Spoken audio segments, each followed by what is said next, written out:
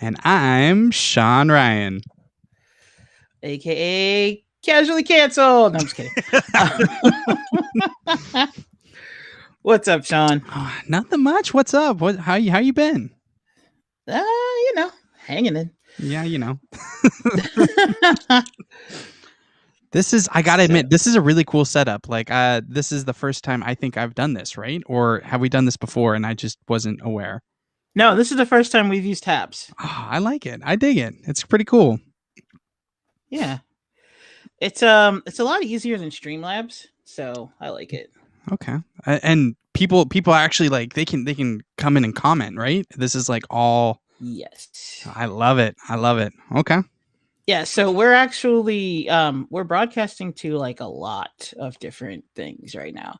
Nice. So we're live on Twitch for Cinematic Adventures. We should be on like Twitter and all that other stuff. And on Facebook and all that. And YouTube, I think. And then we're also broadcasting to VOP USA as well. So on all of their platforms. So we're on quite a few platforms. On your left, you'll see the comments as they come in, should any come in. Okay. And if you want to respond to anybody, so if you type in here, they can only see it if they're on Haps. Oh, okay. But if you want to respond to anybody, just like verbally respond because they'll obviously hear you. Oh, for sure. Okay, cool. I dig it. Yeah, fun times. So anywho, tonight, the sun has gone. It has left us. Yes, it has. Here on the West Coast, which is the best coast. So the sun is it's dead now to us. Yeah. So it gave its goodbyes, and now night welcomes us. It has resigned. Yes. Man, that sounds really ominous. Like, ooh. Mm-hmm. So we are talking Godzilla versus Kong, which is a movie that we both saw. Yes. You like the way I phrased that? It's a movie we both saw. Yes, exactly. Well, at first I was like, are we watching this? Because I'm going to be honest. I'm like, my brain wasn't working the entire time I was watching it because you shouldn't have it work. This is one of those movies that, like, if you're here for the plot, you should just get out. You should just go. Like, all I wanted was really big monsters to fight each other. And that I feel like I got that. I feel like I did. Yeah, there were 3 big fights. So I feel like that works. Yeah, exactly. I mean, okay, here's the thing. Okay, I'm going to get right into it here. What I really want out of any Godzilla movie, any King Kong movie, any big kaiju movie is I just want the people to be squished. I don't give a shit about them. Like, the entire movie, I don't care about them. And I get it. They're used as like they're used as like, writing tools to get the plot going. I'm like, I'm not here for the plot. I'm here for destruction, chaos, and just madness. That's all I want. Like, I don't care. So what you're saying is you really loved how it tied in the elements of the other 2 films. Right. I just want my big monsters hitting each other. Like, the 3 fight scenes were the 3 best scenes of the entire movie. Like, that's because I don't remember any other part. Like, okay, 11's in it, Stranger Things, woo! Like, it's like that's been years now since like Stranger Things has been a thing. So it's like, okay, like, she's all right. Like, she's okay. I don't know. Then my movie would be rated R. But that's okay. I'm okay with my movie being rated R because then it's like, I mean, it's monsters fighting each other. Why isn't it rated R? Exactly. I mean, listen, it's rated R to all the fish that died when King Kong ate it with his mouth open. So, I mean, let's be real here. I wouldn't mind it rated R. Let's okay, being completely real. The only reason it's not rated R is so that more people can see it. Because PG-13 tends to make more money than rated R. That's the only reason it is. But does it though in this culture? Like, I mean, ask Ryan Reynolds how that went with his with Deadpool. Like, you know what I mean? Right? Like, I feel like we're beyond that now. We're beyond the whole like, okay, PG-13 makes more money and everything like that. It's like, no, like, if it's rated R and it's good, like it'll make just as much money, you know? Yeah, that's the thing. It's got to be good though. Well, if you give me just monsters beating the shit out of each other from Tokyo to the US, it's gonna be good. Like, Did you notice that, by the way? There was no Tokyo in this movie. yeah, that's true. That's true. Well, They wasn't went to wait. Hong Kong, Oh, that's right. but they That's what did it not was. go to Tokyo. They didn't No, go they to didn't. Japan at all. Which Almost like the movie industry was like, yo, Japan's not giving us any money for this, and they don't really give a shit about American movies, but Hong Kong is the second largest market in the world. Like, right? let's go ahead and put him there, but Well, not let's actually just show anybody. Like, we're gonna have a villain there. We're just gonna, like, wipe out all of Hong Kong, and China's gonna be fine with it. you know what I love about these monster movies too is like they evacuate way too late. Like Yeah, Kong, they evacuate. It's just like Jurassic Park. They're like, evacuate. Like 95% of the people are dead already. Like, oh, I like guess you should leave. Kong is using skyscrapers as fucking trees, and they're like, well, we'll just stay in the building. That's fine. Like what? I know. At least with the Hulk, you get ample. Like, I feel like Kong is so big, you don't get enough warning because he can literally jump from one to the next Mhm. before you realize like where he's gonna go. Yeah. And he just lands, and you're like, "Well, we're dead." Whereas with the Hulk, you can see him coming, and you can be like, "Get out of the way! Get out of the way!" Exactly. You can Like, see and hear. And I feel like with especially like with Godzilla and Kong, they're so loud. yeah, You're not like you. All it is just like sirens going off. It's going to be disorientating. Disorienting. yeah, You're going to be like there's no saving yourself. right. You're Yeah. just gonna die. It's like crap. That's imagine like people like doing a vacation in Hong Kong and they're like really like this is it. Okay, all right. Godzilla's just drilling a hole through the fucking planet to get to Okay, okay, I'm gonna bring that up here real quick. Is the moment when they went to Kong Land, because I don't know what else to call it. Wrongly? Kong Land. Well, like it's like I don't. What are you gonna call it? Like upside down, right side up place? Like okay, Okay, like so you're talking about the Hollow Earth. yes, that Okay, Kongland. Kongland. It's called Kongland because I mean Oh my gosh. he is the king of that land, so he can name it Kongland. So that's it. Sure. Okay. He sent me an email about it. He wants everyone to know. So King Kong sent you personally an email. yeah. Okay. We got him a You really must be big computer. special. I mean, that has to be a ginormous computer because, like, his fingers would not touch any buttons.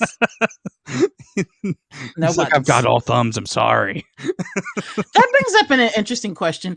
How does he cut his fingernails? Like, how do apes cut their fingernails and toenails? I Besides think humans? they bite them. I think they bite them off. Like gross, Ah, but I think that's how they did. Honestly, I think that's how we interesting. did it back in the day. Like Yeah, I always wonder stuff like that because, like, when your nail breaks now, you're like, oh, grab the clippers. But what did you do before clippers? You I just rip actually it off? Like I that's I f- I feel I think about that all the time because I hate it when like my fingernail has a snag in it because it like uh-huh. bothers me on an emotional level. Like I'm like, oh my god, this is terrible. I don't think I could live in like back in the day when we didn't have nail clippers. Whoever invented nail clippers, shout out to you, man. Like you And keep a brother tweezers. sane.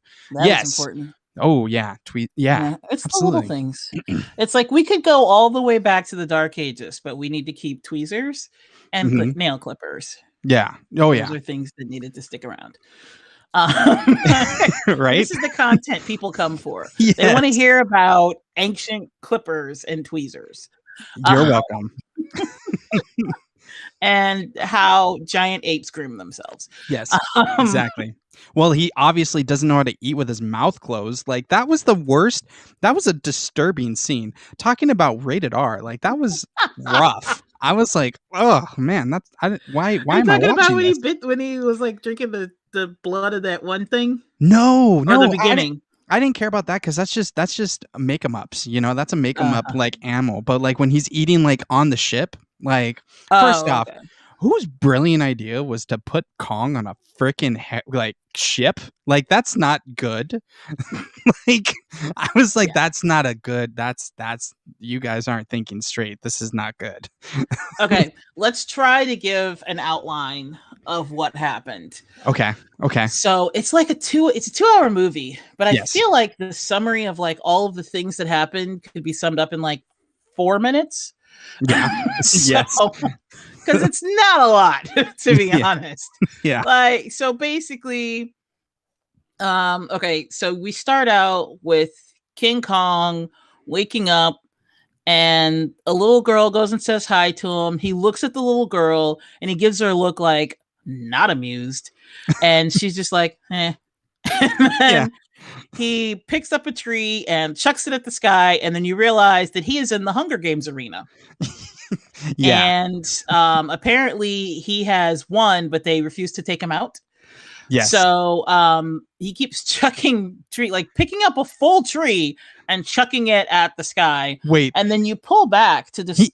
He makes a tree and then makes a toothpick out of it, then Yes. chucks it at the sky. Yeah, he eats. Like he goes through. We see his morning routine. He goes through the shower, which is which is a waterfall, and then he eats and he does his dental hygiene by picking up a tree and turning it into a toothpick to clean his teeth. Yes. And then this is all very important to the plot. Yes. It is all extremely important. Absolutely. Yes. And then, which is why it was filmed, clearly. Yes, exactly. And then, after he does his, ablutions, he chucks the tree at the sky. And then that's when we discover that, he's in Catching Fire. Mm-hmm. Yes. And then the little girl goes to her adopted mom and is like, yo, he's pissed. And the adopted mom is like, no, what? He's fine. Turns around like, yo, he's pissed. Like, we need to get him out of here because he's not going to deal with this forever. Which is funny because, like, I mean, it zooms out and it shows other holes that he's thrown. So it's like, just now, it's like, it's like every morning, that's his routine. It's like, fuck this place. That's his reminder. And that's why he looks at them like that. He's looking at them like, yo, bitch, I know I'm in jail. So, okay. Here's one thing that, like, my wife had brought up the previous movie, because we actually watched all of them before we watched Godzilla vs. Kong. We watched all of them except for Kong. We actually didn't watch that one because we both fell asleep, and it happens. But as you know, with Justice League, we're like, how does this corporation, this Monarch Corporation, like, fucking put their structures over a place so quickly? Like, who are their construction workers? Like, and can we please get them towards Caltrans? Like, now, please? Because, like, okay, they build this perimeter around Kong, and is he just, like, chilling? Like, wonder what they're doing. And then, like, they put in the last structure and, like, seal it up, and he's like, ah, shit. That's what they've been doing the whole time. I think they knocked him out again. But even then, like... He like woke up like after a day when they knocked him out in the movie. So it's like, how long when they knocked this guy out, and how quickly are these people building a whole structure around a freaking island? Good question. I don't know how long it took, but I was just under the impression that they knocked him out and then built it. Well, actually, I don't think that's what they did. I don't think they built it around him. I think they built it. Oh, and then they went and knocked him out and then put him in. That makes sense. And when he woke up, he was like, what the fuck? Like, he figured it out. Yeah. He's like, excuse me. Because the reason why I brought it up in the other movies is because of Rodan. Rodan, like, literally, they capped a volcano. And I'm like, how the fuck you cap a volcano? Wait, when was that? Which movie was that? That's in King of Monsters, because it's literally sealed. Rodan is sealed, and he actually breaks out of it. Oh, that's right. The creature thing. Yeah. Okay. Yeah. And I forgot about that. I'm like, how do you cap a volcano? And like, okay, so if you can cap a volcano, why are you worried about just monsters? You could really save a lot of people capping volcanoes. Like, excuse me. Like, you guys are I have a feeling terrible they at resource capped it when it was management. dormant, though. I don't think they capped a live volcano. Well, no, that's well, maybe, who knows? But still, like cap. I don't know. Mount St. Helens, that'd be great, or Yosemite. That's a super volcano that if it pops off, That's like in like, real life, that's just a great idea because yeah, when that bitch blows, like humanity's extinct, and all other living things except cockroaches and crocodiles. I think those are the exactly. only two things that keep surviving extinction after extinction: Yeah, cockroaches exactly. and crocodiles. That should be a band. All right, I'll get Doug on it. We'll make it happen. Oh, great! Your other half. What? Hey, I went 15 minutes before even mentioning him, so that's got to be a personal record. Like, At come this on. point, yeah, it's entirely sad. Anyway, Sean Doug. Um, the two of you. Like, why did I even introduce you two? That was just bad on my part. When it's a decision that you're gonna have to live with for the rest of your life. Let me just tell Hey, you. thanks for rubbing it in. It's like You're welcome. That's pouring my that job. You know. pouring that lemon juice right over the wound. That's helpful.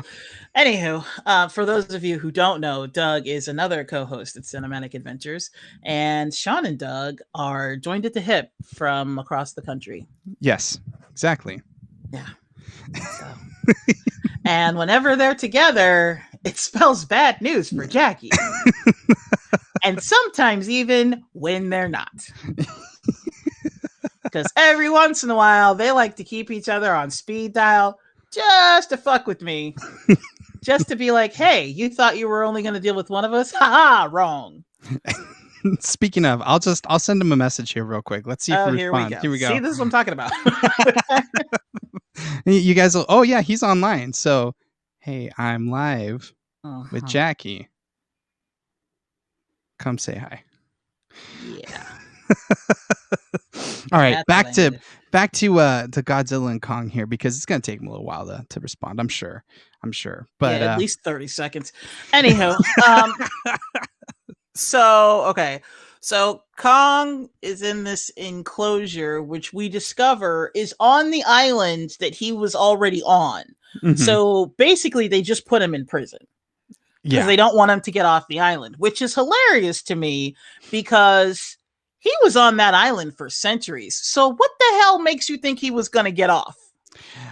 Well, they kind of mentioned that a little bit in the not even post credits, and they barely mention it, but in King of Monsters, they talk about how this giant ape, they don't say it's Kong, but they say like a giant ape is like getting restless in Skull Island. Mm-hmm. So I think that's what it is, because they literally just do it like headlines at the end of King of Monsters, because they're like, we're going to do Kong versus Godzilla, or Godzilla versus Kong. And they're saying that he's like getting restless and trying to like leave Skull Island. But, like he's on an island. Here's my thing, though. I feel like even that doesn't explain it, because if they're saying so, my interpretation of this was that the humans decided to capture Kong to like keep him where he is. Mm-hmm. And then after they captured him, he was getting agitated because he realizes he's in jail.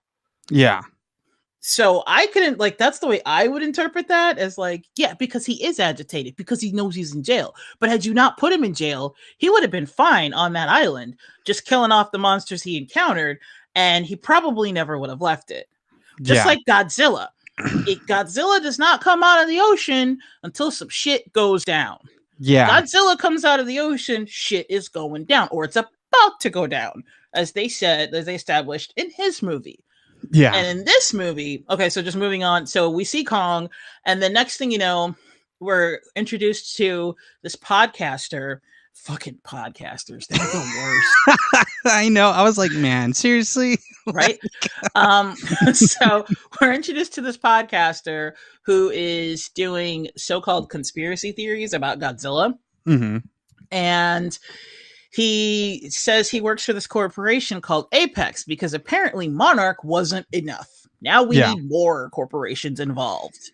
Mhm. because that's what the world needs, more corporations. Yes. Yes, And of absolutely. course, no corporation is ever evil or has nefarious intent, Yeah.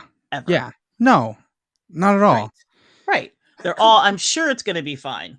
And I'm sure the corporation's going to save the day. They're the real heroes of this story, Mhm. the Yeah, they are. corporations, Yeah. especially a corporation named Apex in a world where both Godzilla and King Kong are real. Yeah, like, Yeah.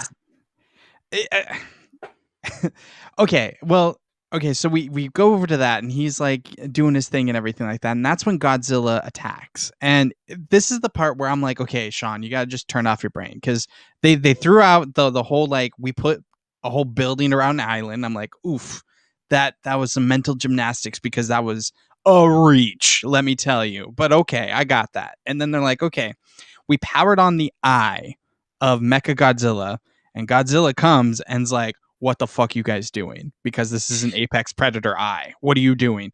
Like, Mhm. how does Godzilla know? Like, how does he know? Does he have Well, like we get into spoilers, but I can tell you. does he have an account to WikiLeaks or what's going on here? No, the reason why Godzilla keeps, whenever they, it's not the eye that's drawing Godzilla.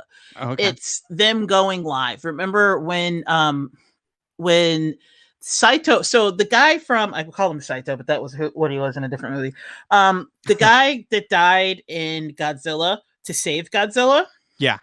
his son is for some reason on the other side now. He thinks that Godzilla is dangerous and that we need an apex predator that humans can control. I mean, I kind So of get he's that. working with the apex guy to create, yeah, a Mecha Godzilla essentially. And so he's inside the head of, what was the name of that ant? The Ghidorah. Yes, Ghidorah.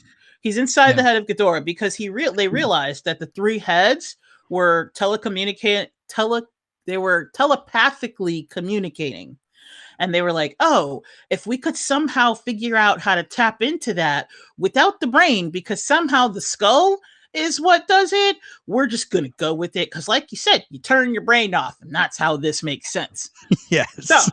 the skull of Ghidorah is, they tap the human. So basically, like in Pacific Rim, when they were like, "Oh, we have to mind meld with the fucking kite with the monster, and then we can, control it."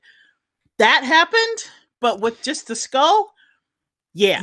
Yeah. So every time they tried it out and it would work, it would only work for like a couple minutes because they didn't have enough power. So every Yeah. time they tried it out, Godzilla would pop up and be like, "What the fuck are you doing?" Because Godzilla got the signal that Ghidorah was back online. Oh, you know what? That okay, I can see that now.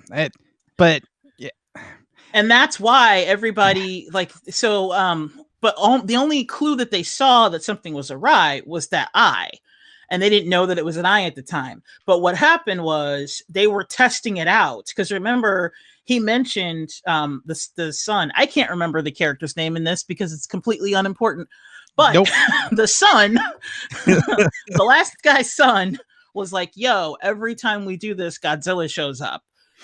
Yeah. And Apex Predator asshole guy was like, "That's fine. We'll be ready one day. It's We're like underground. He's just going to kill the people walking around. So we're good." he's like, that's fine. Oh, I just lose millions of dollars every time Godzilla shows up and wrecks all of my corporation. It's fine. We'll figure it it's out fine. But you later. know what? He's too big to fail. So I'm sure that like all of the governments are going to bail him out, because Yes. that's how capitalism works.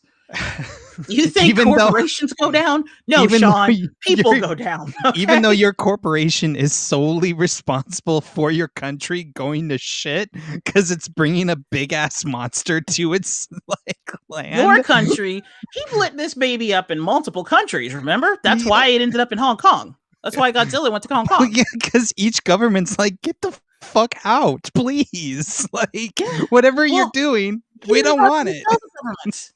This is just a private thing. So, but also, so like the railway system that they had to go from the US to Hong Kong, Like, why isn't that real? Yeah. They went from the US to Hong Kong in like an hour. Yeah. Yeah. And also like, so when they're inside the transport, they're like, ooh, and I'm like, okay, if you're going that fast, you're literally not feeling anything. Exactly. You're literally just you'd be standing there, and then like you might feel a kick when it first started, like as it's getting up to speed. Yeah. But if it's going that fast, it would take it like literally just a few seconds. Honestly, if anything, what would most likely happen is you would die when it started, because they're not strapped into anything. Yeah. They're just standing there. So when it started and it immediately kicked up to like, 10,000 miles per hour or whatever the fuck it was doing. Yeah. You would just die. Well, here's the thing. Okay. So here's the biggest problem with that scene is like they go through a wormhole, right? They go through it. No, not the wormhole. I'm talking about the Godzilla people. Okay, so in this movie there are two factions. You have the King Kong people and the Godzilla people. The Godzilla people are they're the ones who are infiltrating Apex, the company, and that's the podcaster and Stranger Things and her best friend who's like the Australian kid from Deadpool 2. When I saw him, I was like, no, not this kid. Like, yeah. And he did exactly what you thought. Yeah, so exactly. Could have been taken out of the movie. Absolutely nothing changes. And then that's the Godzilla team, and then the King Kong team is a little deaf girl and homegirl from Iron Man 3, because I can't remember her name right now. and Alexander Skarsgård. Which, by the way, I just totally sent Doug the link, so I don't know if that was the stream link. But he's coming over. He's coming over right now. So, my life. I mean, okay, that's more than me. Has he even seen the movie? I don't know. Or is he just coming to like listen with me personally? Listen, I send out the signal and he comes. It's like geez. Batman. I'm Commissioner Gordon. I'm sending out the bat signal and he is coming. So no, you're Robin. That's where you're wrong. If he's Batman, you're Robin. I'm Commissioner Gordon because he's annoyed by the whole thing. Okay, so actually, yeah, I'm doing this right now. I'm doing it. Oh boy. You guys are gonna get a real treat. I'm sorry. But by you guys, he does not mean me. Throwing it out there. Okay, so back to it though. So we're with Godzilla crew right now. We're with the Stranger crew. They are with you're talking about when they're in the thing with the eggs, right? Like, and they're like, what the fuck? Right? Is that no, I was actually talking about before they got there, like when they were in the transport to get there. Okay, so to recap, they go, so the guy the podcaster works at Apex as like an engineer. And here's the funny thing. He does podcast telling people, I have infiltrated Apex. I work there as like an engineer and nobody knows. And then when he talks, when you hear him talk in real life, you're like, that's the same voice. You didn't even disguise your voice. So like this is a giant corporation. Anybody can just be like, oh, that's Todd. Yeah, just fire him. Yeah. Like, why? What? Which you're not going to use any kind of voice like modulator to disguise it, or not, give your exact position because you're like, oh, it's a giant corporation. Yeah, and if the giant corporation wanted to shut down your little podcast, they do it in about 10 minutes. Exactly. Well, and also too, like, I gotta say, like, that's pretty fucked up. Is like they're like, oh, but he's just a janitor, so no one will know if it was actually him or not because no one gives a shit about janitors. And I'm like, I disagree with that. Because here's the thing: is that if someone's in your corporate office and you are not a janitor, like, you usually treat them pretty well because they're the ones that clean up after your shit because you have a big old accident in the bathroom or whatever. Like, you're pretty nice to them. Like, and you know them, and you're right. Like, it's like, oh, that's Larry. Like, that's totally Larry. That we should probably do something about that. He's like leaking information. I will say though, I thought it was pretty endearing that like when he's like hacking into the computer and like the alarm goes off and like he raises his hands. I was like, oh, that's cute. Like, he's like, that's me. Sorry. But So, okay, so he's on to Apex. He knows they're doing something nefarious. He just doesn't know what it is because he's too low level to get in on like the real action to know what's actually going on. But mhm. he knows he smells something's not right. Yeah. So he's hi Doug. Doug's here. Hey Doug, how you doing? Anywho, so so he knows something's not right, and he's doing like deep dives and everything. And by the way, here is my evidence as to why, if Apex, the corporation, wanted to figure out who this is, they could have done it in under an hour. Because 11, who is just a little girl, okay, she's a teenage girl. Shut it, Douglas. Anyway, she is like on the other side of the country, and she's like, let's figure out who this dude is. And with her friend over like some Chinese food, she's like, oh, this is how we find him. 10 minutes later, she's like at his door. And I'm like, okay, she's a little girl and she had zero information except what she heard in your podcast. And she was able to make it to your front door. Do you Yeah. really think that Apex couldn't have figured out exactly who you were? Right. Yeah. Like, if a little girl can find you, just saying. Anywho, so they are hot on the trail, and shut up, Doug. So for those who can't see the chat, like I'm trying my hardest to get Doug into the podcast, but I think Jackie has to let him in. So she's like stonewalling him and not letting No, him. he hasn't tried to come in. Well, I did. I commented. gave him the same link that you gave me, so I thought it would thank work. you. But Mhm. but I don't think it works. I'm sorry, Doug. I'm trying really hard. But No, the link that I gave you was just to join Haps, which is what he did. I have to send oh, a link to actually get you on the air. I have to send you a well, link for the broadcast. He's out here in craft services with the police. I'm trying. Doug. I'm trying to do everything in my power to just Oh, God. dethrone. But Okay, Doug, have you seen Godzilla versus Kong? Because that's what we're talking tonight. Anywho, at least this is entertaining, Thomas. Okay, no, he hasn't seen it. Okay, the means no. He saw it. He just saw the old one where, like in the Really? 70s, where Really? where Kong Well, yeah, comes in because by that's a all balloon. he ever watches is movies from the 70s. Well, it's on the Criterion Collection, so Yeah, see, if it's not on Criterion, he's never seen it. He saw the trailer. well, That's what he said. well He then saw he's the seen the trailer. movie. Like, to be honest, like the trailer was the movie.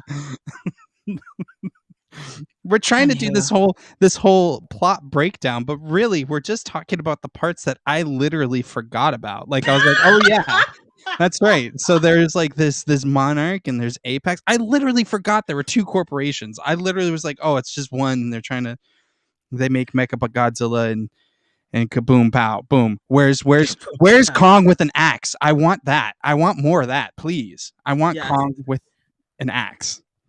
Okay, so we got to get there. See, it would So have been both their faster. moms are named Martha. Jeez, I was trying to ignore that. and they do jumpstart Kong like he's like fucking Superman. Okay, you're jumping ahead. I'm sorry. I would be done with this whole thing had you not decided to bring Doug into this. Listen, wherever I feel like I go, I'm in a he goes. relationship and you keep bringing up your ex. Oh my God. Wherever I go, he goes. Right, Doug? Yes, I mean, because come on. apparently he's your my buddy. Yeah, there's a throwback. Listen, you upset him because you were talking about one of his favorite movies, and Oh, you were jeez. just like, "Oh, this is Here a we crap go. movie," and it was all dialogue driven, and you're like, "There's no plot," but there is plot within dialogue. Let me tell you. You don't like how your tone? I don't like how your tone, Jackie. I don't like how you wrote that, Doug. Listen, he's furiously typing. Okay, like it's just Clearly. He's seeing red, and all he's doing is fingers are flying. Pardon my syntax. Jeez. Anywho. Thomas here. Shout out to Thomas. Like, he's got a front row seat to how chaotic Doug and I are. Yes. Doug's not even physically, he's not even vocally on, and he's driving me nuts. The two of you together. I swear. Everybody that's listening, that's doing this live podcast, you guys need to get on Haps Live or Haps TV, so you guys can watch this, because it is nothing but gold. Let me tell you. Like, I get it. Twitch is awesome. YouTube's awesome. Go on to Haps TV, because that's where the real crunchy nougat is in this episode. Let me tell you. Uh-huh. Crunchy nougat. Yeah, it's because it's Snickers bar now. It is. Come on. Anywho, okay, so can we please get back to Godzilla versus Kong?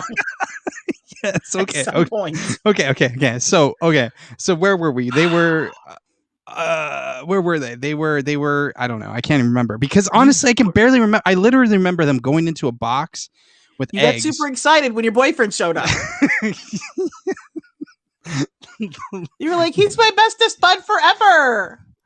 And then just all thought and just left your head. It did, yeah. I mean, I get excited. I'm sorry. Oh, jeez. Anywho, are you letting me on, or am I to build a fire out here in the trash can? I think you gotta let him in. I think you need to let him in. Because why do you do this to me in my life? I told you, like, you introducing Doug and I has consequences. Was the worst mistake of my life. And you have to live with those consequences from here on out. Oh, just like for eternity? Because here's the thing, though, is if we do the plot breakdown of fucking Godzilla versus Kong, I'm gonna fall asleep. Which I was attempting hard to do. I was trying so hard. Oh, I have power of water. I have power of bucket of water. I have power of bucket of water, Doug. So you can be Falcon or whatever. What? Wonder Twins. Don't you know what Wonder Twins are? You said Falcon. I thought you meant Falcon and the Winter Soldier, because that's where my mind goes when you say Falcon now. Oh, we can get into that. We can get into that too. I mean, I saw it. We can't even get into Godzilla versus Kong. That's what I'm trying to get into. Very true. Very true. Oh my goodness. I feel like I'm gonna regret this. Okay. So here's what we'll do: is I'll break down the plot while Jackie works on inviting Doug in. So we leave our last Stranger Things crew. They they find the podcaster, and the podcaster is like, "Hey, I have a flask of whiskey in a gun pouch," which I guess there's like a movie term for that. It's like somebody's gun or something like that, where it's like if they show you a gun in the beginning act, in the very first act, they're going to use it eventually. And like, it's like, oh, it's in a gun Chekhov's holster. gun. Chekhov's gun. There you go. Gun. Yeah. So they're like, oh, that's weird. And the Australian nerd dude's like, that's a weird plot device. Okay, we're going to keep moving. Like, this kid he didn't need to be in it. He really didn't. Like, all it needed was, because like he wasn't even the foil to like Stranger Things girl, Ellie, whatever her name is. Millie Bobby Brown is her real name. I don't know what her character's name is, but the characters' names don't matter. We don't give a shit about the humans. They literally just there to get us to the monsters fighting and to explain why and what's going on. That's literally all they're there for. But that's the thing, though, is that you don't even really have to explain it much. It's like you could just do an expository dump for like 5 minutes. This is the one movie where I'm like, you could do an exposition dump and I won't be mad. Like, you could just be like, hey, so we're making Mechagodzilla and we're making it out of the bones of Ghidorah. So like every time we turn it on, Godzilla gets really fucking pissed because he thinks it's Ghidorah again. Okay. Boom, done. And that's it. That's all we needed to know. Honestly, this could have been a silent movie with the only parts like of sound being the action. Yeah. And we would have been, it would have been the same movie. It would have been. Absolutely. Absolutely. So Just so instead of like, you know how the old silent movies had like the pretty black screen and the writing and everything. mhm. Instead of that, you just do like Star Wars style, like scrolling text to tell you what's going Yes. on, and then you Mhm. just like play it out. And then Yeah. people would have been like, "Yay! 5 out of 5! This was the best Exactly. movie ever." I mean, Instead, it's really. 2 hours, and we're sitting here trying to explain the plot, and Sean's falling asleep, and I'm hoping Doug's invitation got lost in the mail, and I'm drinking water, wishing it was whiskey. You wish you had Chekhov's gun, like, or Chekhov's, whiskey. Chekhov's So whiskey. okay, Yes, so that they will come up at the end of the episode. so okay, so they figure all that out, and then they like go back to Kong, and they're like, "Yo, so we've got Kong on a ship." They don't even show like how they get him on the ship. He's just like mildly sedated, like not even all that much. Which honestly, like that scene made Kong look very very weak because it's like, you can rip out of that. Come on, you can rip out of that, and then like we've got him sedated, but I'm like. He looks pretty lucid to me though. Like he's not like drugged. You know what I mean? Like he's just like Well, man. obviously he is drugged. I just think that they didn't know. Like, how do you find out the amount to sedate him that Right? won't kill him?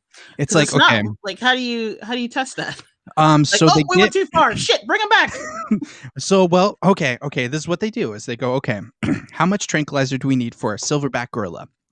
Okay, how many silverback gorillas does King Kong weigh? That's how much. 5 million jillion gallons. But then here's the thing: like, he's not the same. He's not the same of his kind. So he's not. Did he Yeah. like? He had to have parents. Where are his parents? Where's okay, I want to know about the hand. Do Yeah, like there's a whole civilization in the Hollow Earth, which of yeah. course they later turn into Universal Studios. Yes. But Yes. like, because fuck humans, they can't ever just leave anything alone. Right? They're like, "Ooh, this is pretty and magnificent without us be ever have touched it. Let's touch it." Honestly, I can make a case for the humans being the actual worst. It's much like this podcast where it's like, "Oh, it's so beautiful. It's so Where beautiful with just it's the without actual Doug and worst. Sean." And Oh, then I'm like, "Let's bring in Doug. Let's bring him yeah. in." Thomas says they release a graphic novel after every MonsterVerse movie to explain everything. They actually discussed how they put Kong on the ship. You know what? They had 2 hours. Oh shit. I mean, Yeah. really? Douglas Wortel penis?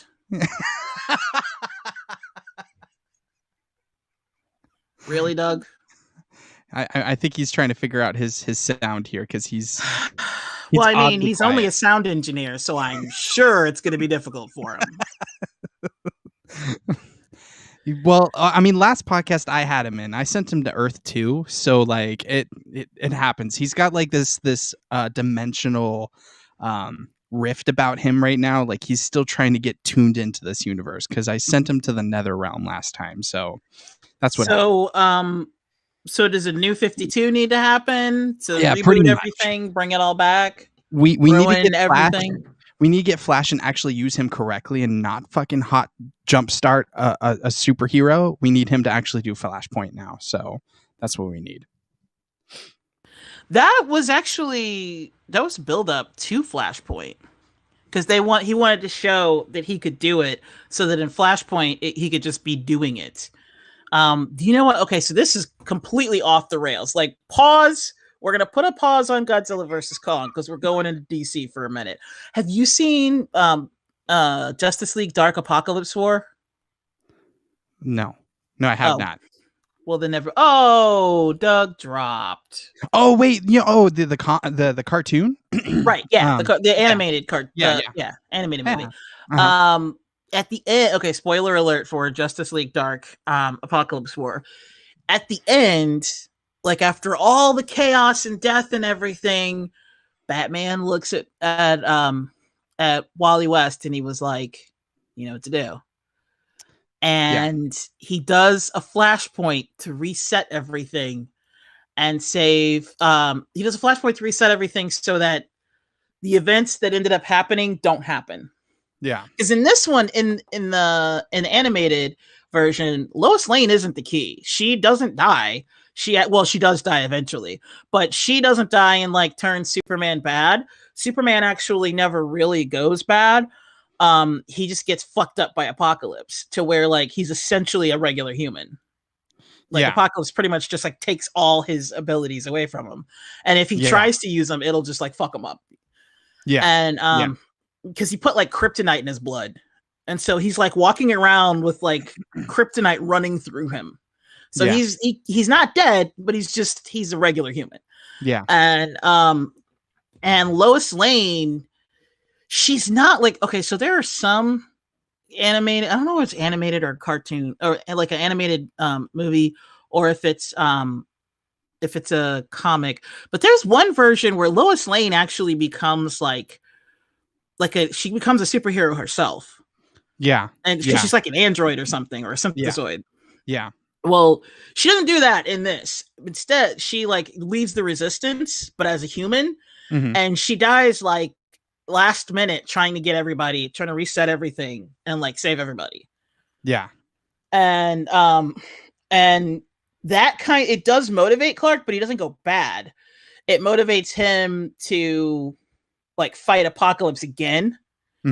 And then he and Apocalypse fight. I don't know why we're talking like this is totally out of nowhere.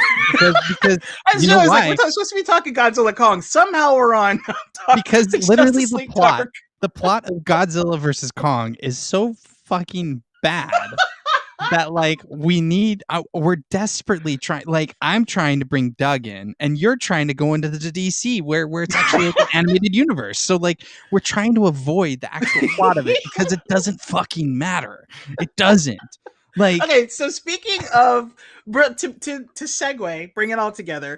Technically, the story of Godzilla versus Kong, it was very similar to Batman v Superman. Like what? They don't have a reason. It was. Think about it. Like the Godzilla and Kong don't really have a reason to fight each other. They fight each other for like a minute, and then they don't. And then in the end, they come together to fight a big bad. No, Godzilla versus Kong actually has a better reason to fight than Batman versus Superman. Come on, Jackie. Okay, so why do Godzilla and Kong fight each other? The only reason they give is that they're both they have some storied thing. They have no storied history. No, Godzilla and Kong never fought each other. Their ancestors did, but they didn't. Well, no, it's because they're both alpha predators and they're just trying to establish who is the alpha. Like literally, that's all the reason why they're fighting, is because they're like, okay, like, because Godzilla doesn't even necessarily want to kill Kong, and Kong doesn't necessarily want to kill Godzilla. They're just like, who's the big boss? Like, who's the apex out of all of it? Who's the alpha? By the way, of all of the dumb things in this movie, that is the dumbest.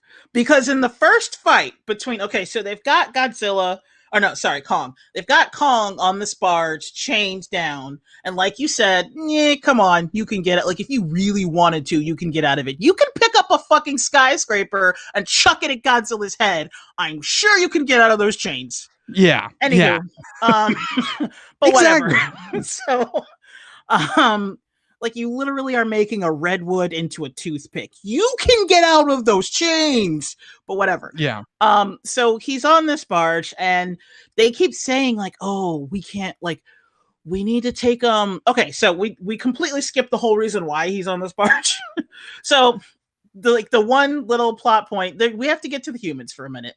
Doug keeps joining and dropping. I don't know what that means. It's because he doesn't have a camera, and it's not letting him go in without a camera and mic. So okay, so just join with when you go to join and it says join with camera and mic, hit yes, and then after that starts, then turn off the camera. It's giving an error because he doesn't even have a camera. That's the thing. Oh, okay.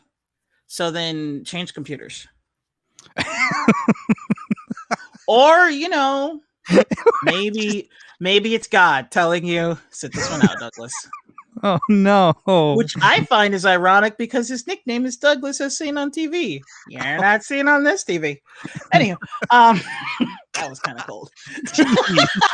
Lord. Jackie's over here just swinging. She is. guys. I have to get it in now because I know that eventually he will find a way. Just to fuck with me, he will find another device and he will get on here, and that will be the end. Doug, use your phone. Use your phone. See? Do it that way. Do it that way, Doug. If They're you can hear me, use conspiring your phone. against me right now. Listen, that's what's hey, happening. You just try to hurt my friend, and Here we go. I hurt, so I'm sticking up for him. It's the twin thing. They're not twins. They're not twins. Sean's like 15 years younger than Doug, but somehow they're twins. One's in California, one's in New York, but listen, somehow Kirk and Spock weren't twins, and they mind melded, and they had a thing, okay? And our mind meld was cinematic adventures. You brought us together, so I'm Ghidorah. Ghidorah is dead. I would just like to remind you that Ghidorah is dead. Well, no, Ghidorah's not dead because Ghidorah lives on through Mechagodzilla because that makes all the fucking sense. Anyways, okay, so we have to introduce Alexander Skarsgård. Okay, so Alexander Skarsgård is some dude who wrote a underused. Yes,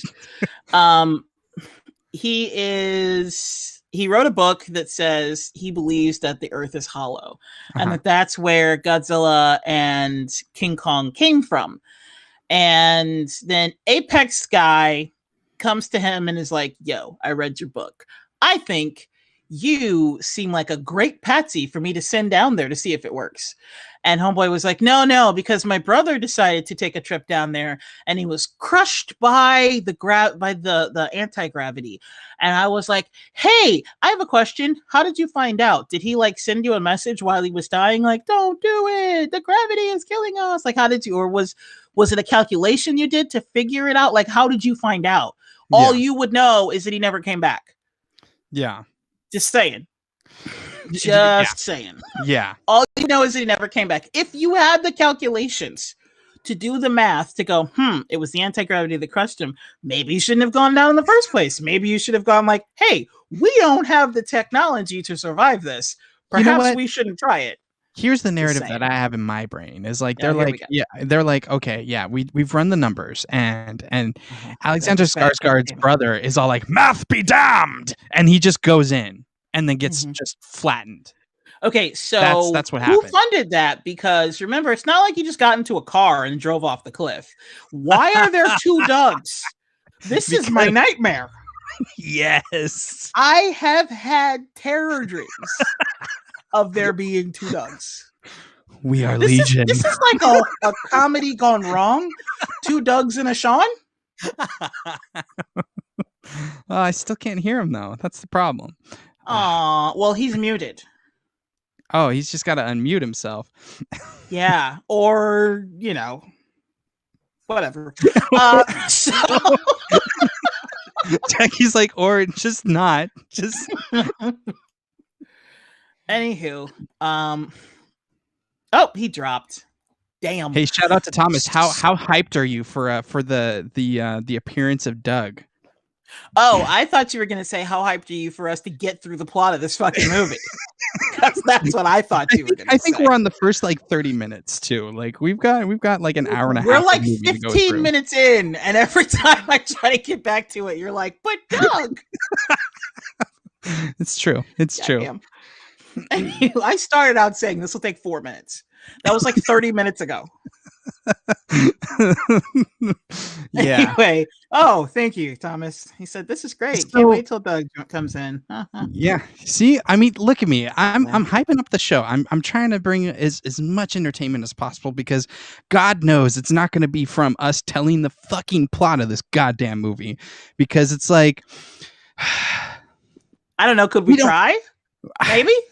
Like power through. Okay. So they're like, okay, he got squished, and like, I wish he would have said that. I wish he would have been like, so my bro got squished, and they're like, oh, but like, here's the dick part of that is like the guy asked him, he's like, so what happened? And he's like, well, the gravity killed him, and he's like, well, just in this specific instance, I've already made a machine that'll fix that problem. So he just wanted him to fucking say that his brother got squished, like. How fucking dickish is that? Like, he's like, I already know your brother got squished, but I want to hear you say it.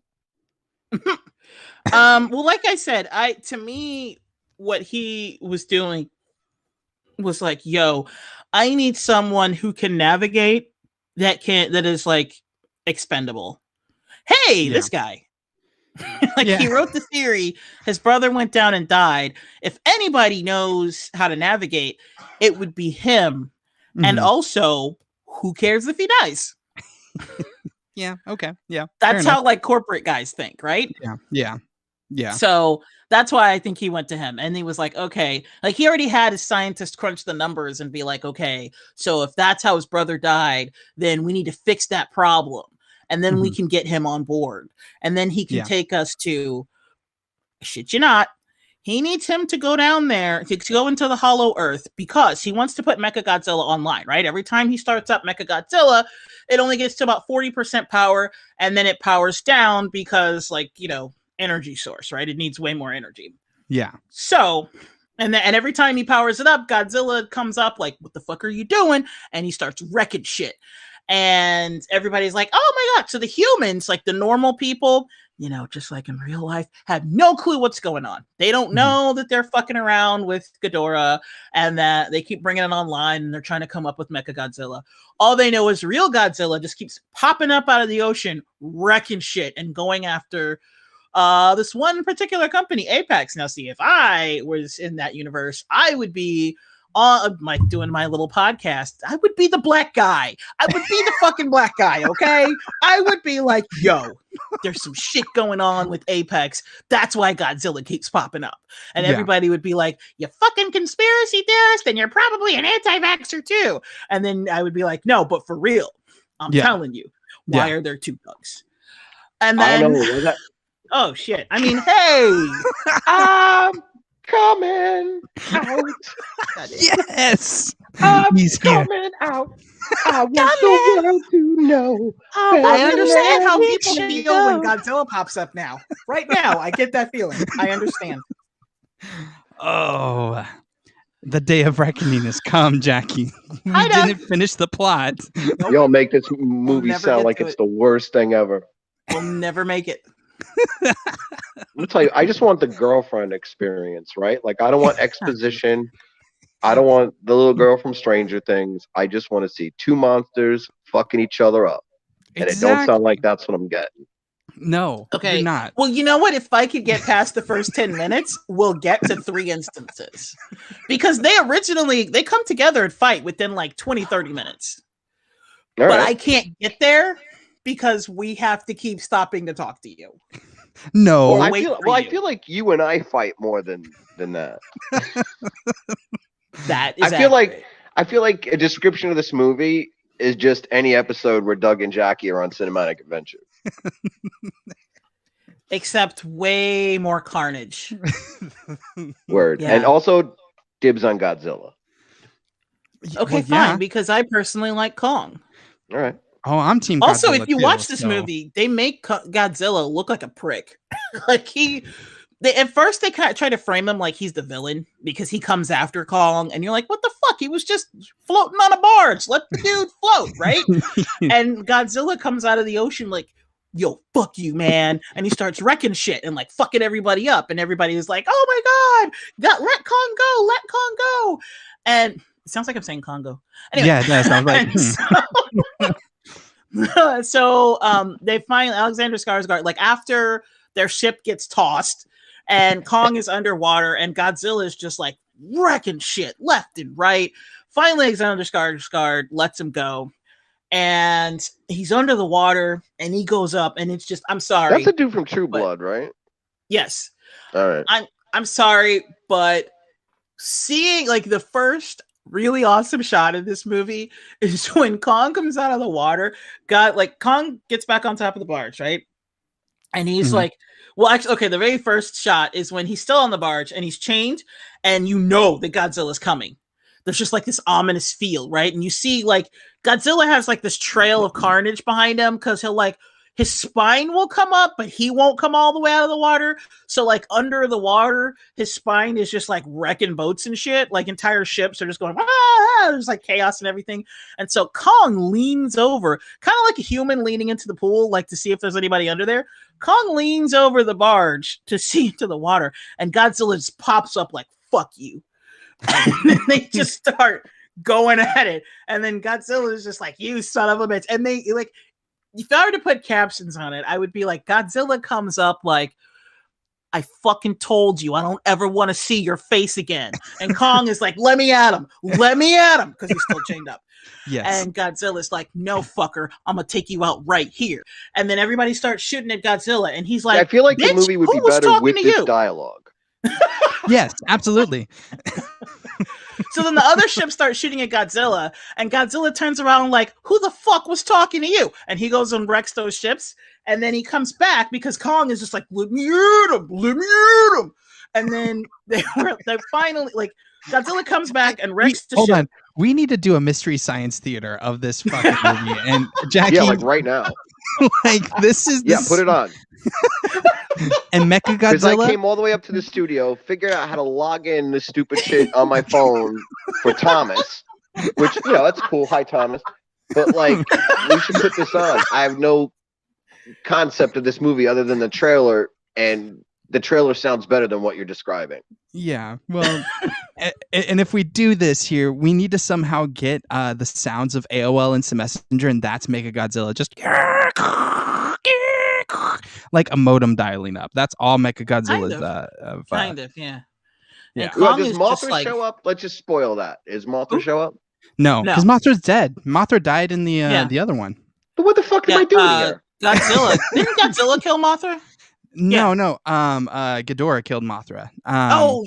There were too many monsters in the last one. I got. Yeah, there was a lot. Somebody killed somebody. There was like a mastodon for some reason. They're like, oh, that's an apex predator. I'm like, no, that's just a dead ass mastodon. Like that's just a woolly mammoth. Like yeah.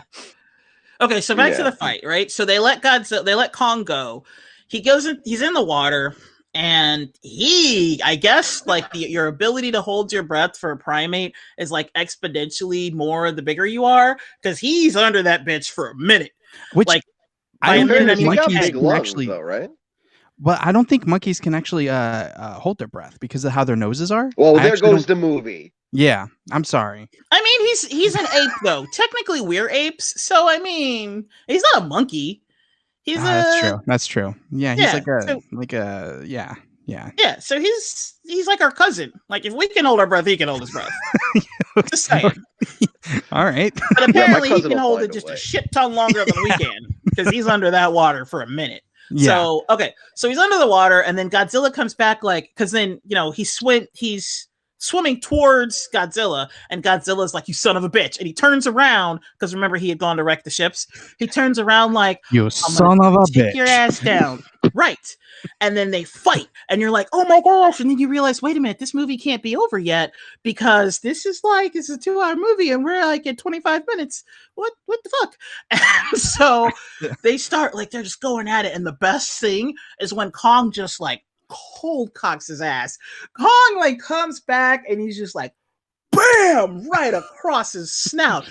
And Godzilla is just like, I was almost like, down goes Fraser, because Godzilla was like, whoa. And then he goes into the water, and it's almost like he has to recover in the water. And then it was his face, he's all pissed off, like, you shithead. And then he comes back up, and because the water is Godzilla's domain, he chills in the water, but the above ground is Kong's domain. So of course Godzilla whips his tail, pulls Kong back in, because Kong had gotten back onto the ship. He whips his tail and pulls Kong back into the water, and he's like, fine, I'll just drown you, bitch. And Kong was like, I will punch through your spleen. What moment of the movie? This is the first 20-30 minutes. Yeah. So they're just Kong is like, I will wreck every organ in your body if you don't fucking let me go. And Godzilla's like, not a fucking chance. So that's why he's got him wrapped with his tail. And he's like, now you can't punch me in the face, bitch. And he's going straight for the ocean floor. And then Alexander Skarsgård was like, yo, he's going to fucking kill him we need to set off some charges. So like have all the ships send their charges to like fuck with Godzilla to let him go.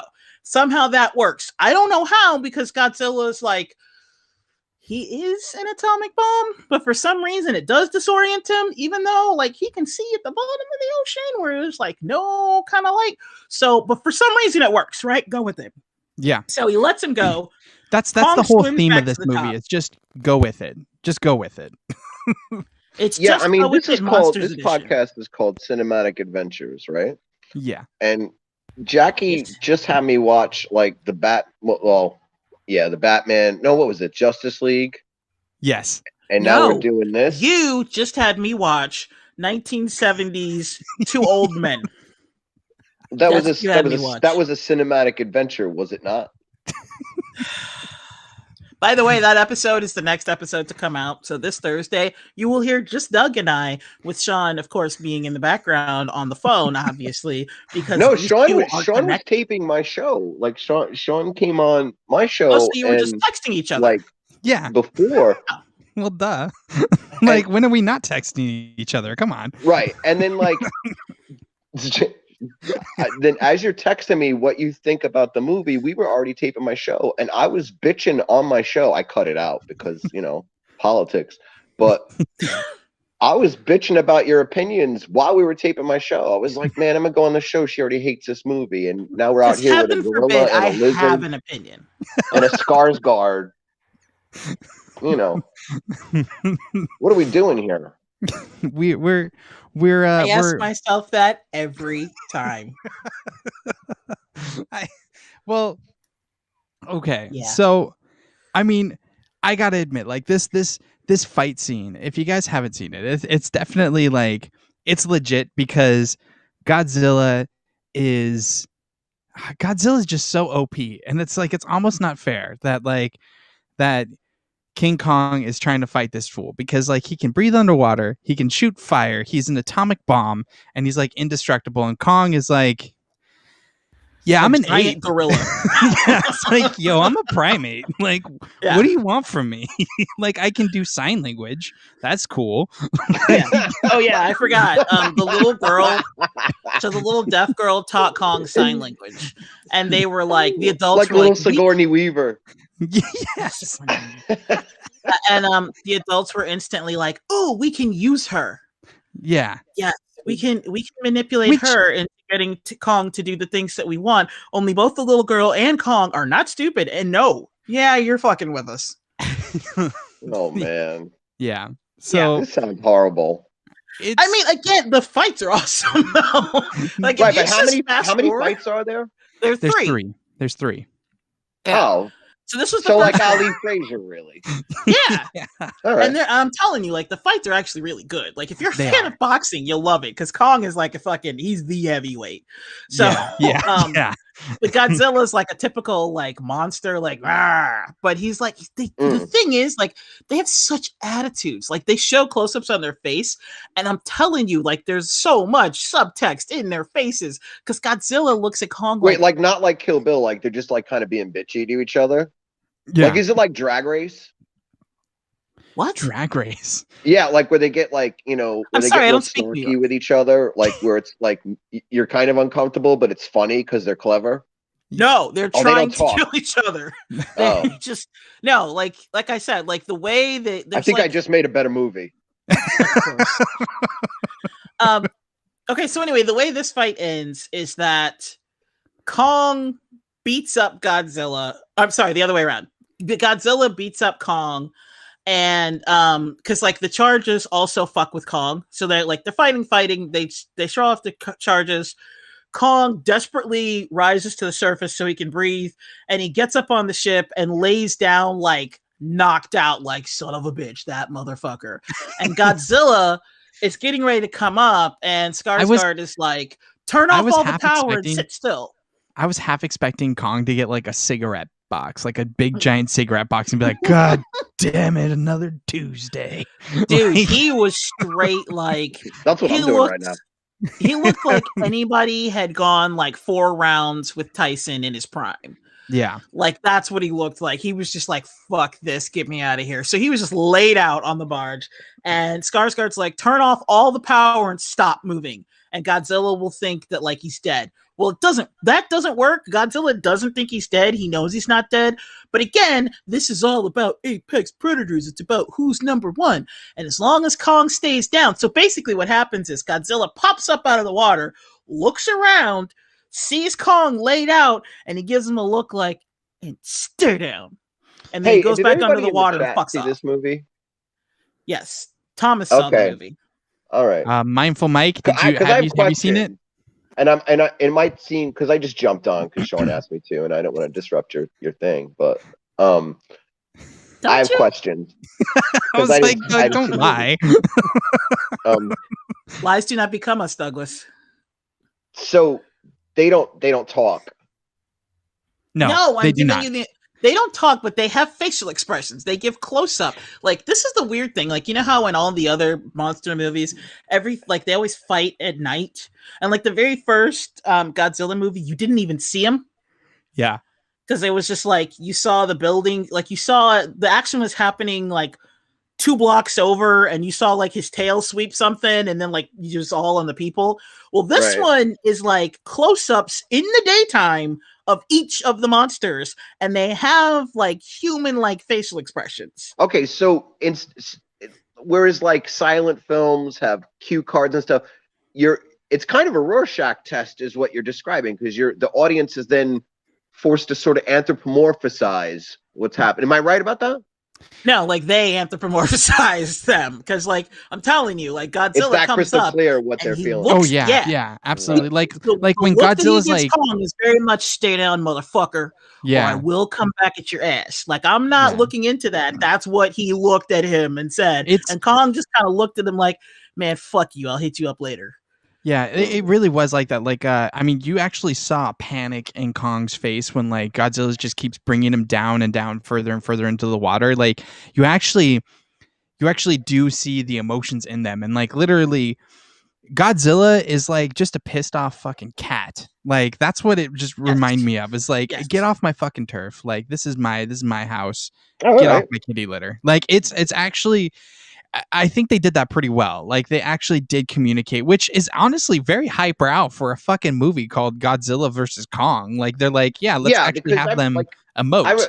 What you're describing sounds kind of okay, because if you remember, like, the first Sam Raimi Spider-Man, where like he's on a rooftop talking to Green Goblin, and they both have unemotive masks on, so it's just like, we're Spider-Man, I'm gonna get through, and he's like, asshole. Like, it's not, that was a waste of time, wasn't it? So like, this sounds hey Doug, how do you really feel maybe about more that? engaging? No, it really was. Like, honestly, like, before you got in here, Doug, like, I was like, you know what have made this movie just so much better is that if you would have just had just the monsters, like, who because that's the thing about this plot is like, they're like, okay, we need to get to Hollow Earth. I'm like, I don't give a fuck. Like, are they gonna fight in Hollow Earth? No. Okay, then I don't give a shit. And then it's like, okay, well, we need to get them over to here now, and it's like, why? I don't care. Like, let's just have them fight. Like, honestly, what I wanted was like Kong to be like, yo, I need to get over to the Atlantic, and he sees a boat and he's like, I'm gonna make a canoe out of that, and he's going and he's actually paddling out to the Antarctica or wherever the fuck he's going, and then like Godzilla's like, yo, what you doing out on my turf, man? And then like they fight there, and like there's no humans, and it's just monsters fighting. Like, that's all I want. That sounds better. It does, doesn't it? Or like in the middle, they start to suspect that maybe their fight was instigated in the first place. Yeah. And they just start picking up humans and feeding them to each other like grapes. Yeah, exactly. Oh my God. We're like, why are we fighting? We're like bigger than everyone. Here. Exactly.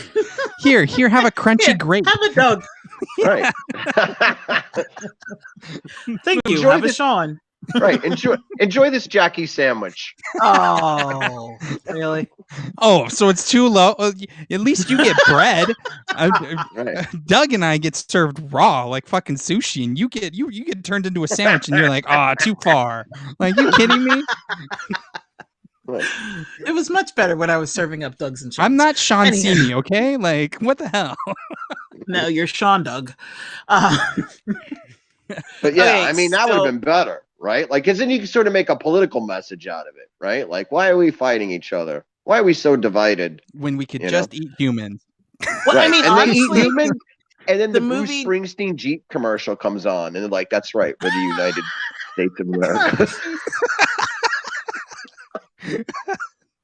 Yes. The movie does kind of boil down to humans. Let's just write a better though. movie. I mean, honestly, that could have been it. Where they're like, okay, like that would have made more sense with the whole Mecha Godzilla angle, right? Because it's like, okay, these guys are fighting, and then all of a sudden they're like, oh, yo, like, you want to go down to California and just eat some people with me, man? Okay, let's do that. And they're like, fuck. Right. Like, these things are now eating us. Like, But like the first 20 minutes of the movie, you see like certain corporations are behind Godzilla, and then like other corporations are behind King Kong. Yeah. And oh yeah. Yeah, so they actually debate whether to like put their logos on the monsters like NASCAR jackets. Oh my gosh. Oh my goodness. No. They give them like fight shorts like in the UFC. Like totally. Totally. And then they're like in the middle of the fight. This isn't Kong brought to you by Coca-Cola, okay? Yeah. Kong brought to you by Johnson & Johnson. Yeah. Exactly. So wrong. Godzilla with a Gatorade patch on his tail. That's actually why they're fighting, because Godzilla is a Nike and Kong is a Reebok. So yeah, that's why they fight. Still wears Reebok. They're still around. They're still around. Are they? Yeah. Well, they're into the sweatpants game now. I don't understand why. Oh, I don't know. Does anybody buy Reebok? I don't know. Thomas said his problem with all the new Godzilla movies is that they don't have the same director and nothing is consistent.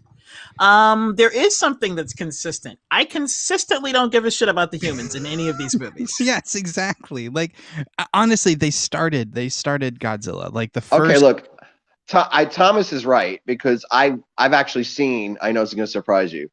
I did see the last Godzilla movie, and I mean, technically, this is the last Godzilla movie. Just saying. No, Jesus Christ! So, like, I saw the Godzilla movie that was building up to this one. So, King of Monsters. From what I understand, they erased some canon from the last King Kong thing. So, I keep up. They erased canon. So what this movie does is it goes, "Hey, remember that thing that was in one of those other two movies? Yeah, well, forget it, because we're changing the canon on that. Like, that's completely irrelevant." And then at the end, they're like, "Ha, just kidding. It's relevant after all." Like, that's what they keep doing. That's what this movie does. The thing is that like it doesn't really even matter about the directors, because it shouldn't even be a movie. It shouldn't even be a movie that like needs to be directed. It's just like, hey, yeah. So there's this one monster, and then Godzilla's like, I don't like that monster. And then they fight, and then that's it. That's it. That's the whole thing. That's the whole movie. And literally, that's what the old Godzilla movies were about. It's like, hey, so there's this dragon that has 3 heads, and like Godzilla doesn't like him, so they're gonna fight now. Well, I mean, in the old ones, a lot of collateral damage. Yeah, this one has a lot of collateral damage too. So we started out in the ocean, and by the way, like, we didn't mention, there were like 20 something, like, when I say ships, I don't mean like, like passenger boats. I mean like they were battle cruisers. They were straight up battleships. They're battle cruisers. So there are like 1,000 people on each one of these cruisers, and they're all just dead. Just because Godzilla's just like boop boop boop, and they're just gone. And so just tons and tons of people died here. I'm sure there's plenty of like plant life. Okay. Right, but you see carnage of like people being ripped in half or anything? You see monsters being ripped in half, but not people. You see people getting like stepped on and like debris falling on them, but like that's fun. Not in the first one. So in the first fight, it's just like he goes through ships, and that there were people on those ships, and I mean like the ships are breaking like toothpicks and just like turning into like a firebomb, and you're like, they're all dead violently. Like they're all gone. And then you see Kong like, and then the second then okay, so then Kong goes underground into the Kong World. Yes. Kong goes to Kong World, as he calls it. It's technically the Hollow Earth, but whatever. No, it's Kong World. Oh, jeez. Anyway. Because there's King Kong statues everywhere. So it's literally, and they turned it into a theme park in the end. It's Kong World. Sorry. It's Paramus.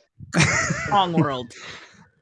Anywho, so in Kong World, he, while he's down there, there are these like, there's a bunch of different kinds of creatures. Like one creature is like a snake bat. Yep. Yes. Yeah. It's like a snake. It's like a but snake. A bat. It's a snake, but if you were to attach bat wings to it, but it's like ginormous. So they have side quests? Oh yeah. Well, they gotta level up, Doug. Are you kidding me? Like that's the only way you. They have to download power so that they can fax it to the upstairs. Don't ask. Anywho, so there's like these snake bats are like starting to wreck their like little voyage, and Kong is like, at first Kong is like happily just flying through this place like, yippee, like I'm home, woohoo. And then he comes across some creatures and he's like, okay, whatever. And then he comes across like the snake bat thing starts attacking the ships the humans were in, and Kong gives a shit about exactly one human, this little girl. Mm-hmm. Anybody else, he's like, I don't really fucking care if you die. But that one little girl, he's like, he's protecting her. So when the snake bat things go after the ships, he's afraid they might go after her ship. So then he starts fighting him, which is pretty cool fight. And then one of them he kills and he rips its spine, like he rips off its head, and then he drinks the juice. And it looks like now Gatorade. I want to see it. It looks like green Gatorade. and he's just like, yeah, and you're like, yep, that's Kong. And then he's like, it's kind of interesting because he goes to this place where like gravity is upside down, so he floats up to get to it, and then as soon as he gets there, like he's walking, but you realize he's technically upside down, but he's walking like normal. But yeah, it's topsy-turvy land. By the way, it is. Thomas is out here making me interested in Pacific Rim. Wait, you haven't seen Pacific Rim? No, that was a good movie. The first one was actually really good. Yeah, I haven't seen the second one because the second one looked stupid, but the first one was good. Yeah. Now I'm interested in it. Yeah, no, it's actually pretty good. Like, because that was actually before Godzilla, right? Like we got Pacific Rim before Godzilla, right? Technically, Godzilla came out like in the 50s. So no, Jackie. But just saying. I know, seriously. What? That's Jackie's go-to move, by the way. Is to be right. I'm sorry. How dare I? Yeah. Listen, you get mad at me for bringing in Doug. I need a second. I need a backup crew here. Come on. You need a backup dancer. Are you? That's Janet essentially what I am. I'm Sean's K-Fed. Jackie said that you made it so much worse. You're I said, "Are you Batman Janet Jackson?" I'm your Britney Robin. Spears. Yep. Yeah, that's true. Listen, we're in sync. Shut up. Just stop. Together we are Rhythm Nation. Oh, God damn it. Step by step. Just so you know, I have the power to mute both of you. Step one. Let's have lots of fun. Step two. There's so much we could do. By the way, nobody can hear him anymore. Well, no, you muted like the wrong He-Man, one. You muted. I have the power. There, I corrected that. Thomas said, "Hey, Doug, the Pacific Rim cartoon on Netflix have people being stepped on. You'd like that one too. You know what? I bet you he'd like Altered Carbon. Oh, I'm unmuted. No, I unmuted you. You're fine. Man. Did you mute my New Kids impression? Because that was flawless. No, we got it. We're good. All right. Trying to suppress all that sexy. Oh, so back to Godzilla. I'm gonna check that out, Thomas. Oh, anywho, back to Godzilla. Okay, so they're in the Hollow Earth, and then there's a bitch that jumped on one of the ships, and she's there to get samples of energy and then fax it to her father. I shit you not. Yeah, To, no, like, literally, this is it. So the whole plan of going to Hollow Earth and follow Kong is we need to get an energy source to power Mechagodzilla. So what they do is they find the power source because it's actually Kong's axe. Yeah, you heard me right. Like Kong has an axe that charges Okay, up. wait, stop. Actually, no, it wasn't his axe. It was Godzilla's. It's essentially Godzilla's breath, if you really think about it. Yeah. Okay, Because that's couple what things. ends up happening. Okay, this is important. Who won the first fight? Godzilla. And then Godzilla comes back for round 2 and wins? No, we haven't gotten to the second fight yet. No. Oh, okay, so we're doing this sort of chronologically. Okay, so I'm up to speed. Yeah. Godzilla won the first fight. Yes. Okay. And then they'd sent Kong into the Hollow Earth. So now Kong is by himself in the Hollow Earth. And then Apollo shows up. The douchebag. And he's like, oh boy. You got to get the eye of the tiger, the edge. Honestly, they play some tough Chicago music. Somehow this has become Rocky. It's actually by Frank Stallone. It's not even all that far off because instead of the eye of the tiger, it's Godzilla's backplate because that's what Kong's axe is made out of. Is one of Kong's spikes. It's not Godzilla himself. Godzilla's like ancestor. Yeah, Grandpa. By the way, Zilla. Kong has a throne in this land. Yeah, it's Kong land because it's Kong land. And he's sitting, but like around him. Yeah, I have a throne too. I'm sure you do. But around his throne is like this trench, and so he finds this axe, and this axe is badass. It's like Stormbreaker.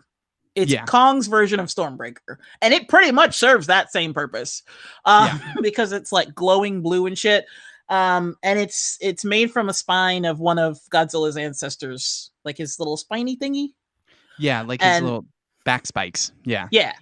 And so Godzilla has surfaced in Hong Kong because Apex Douchebag has fired up Ghidorah.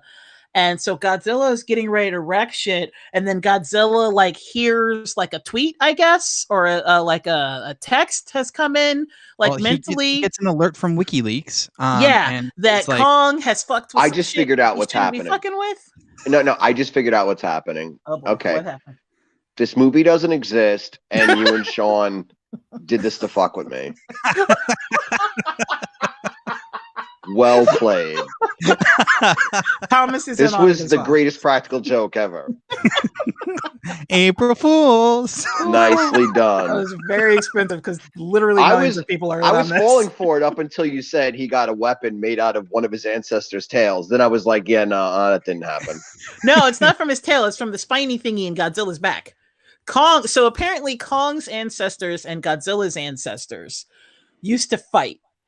And Godzilla's ancestors lost to Kong's people because they have a spiny thingy from him, and there's a trench around Kong's throne, and Kong has no idea what's up with that. But then remember, Godzilla gets like a text that Kong is down there, and he's like pissed. So instead of wrecking, he stops wrecking Hong Kong because at this point he's just like, oh, you know what it was? Is that Godzilla installed Ring? The doorbell service, and it got tripped. The motion sensor got tripped, and he was like, yo. Yeah, he got news that he was down there, and so Godzilla is just like, yo, fuck you. So, and you know how there was like this whole big thing where, you know, they had to figure out how to go inside the Hollow Earth? Well, Godzilla was just like, I'm gonna end this shit now. And he just like points down into the ground and then just fucks everything up. He sends like a blast of atomic energy straight down into Hollow Earth.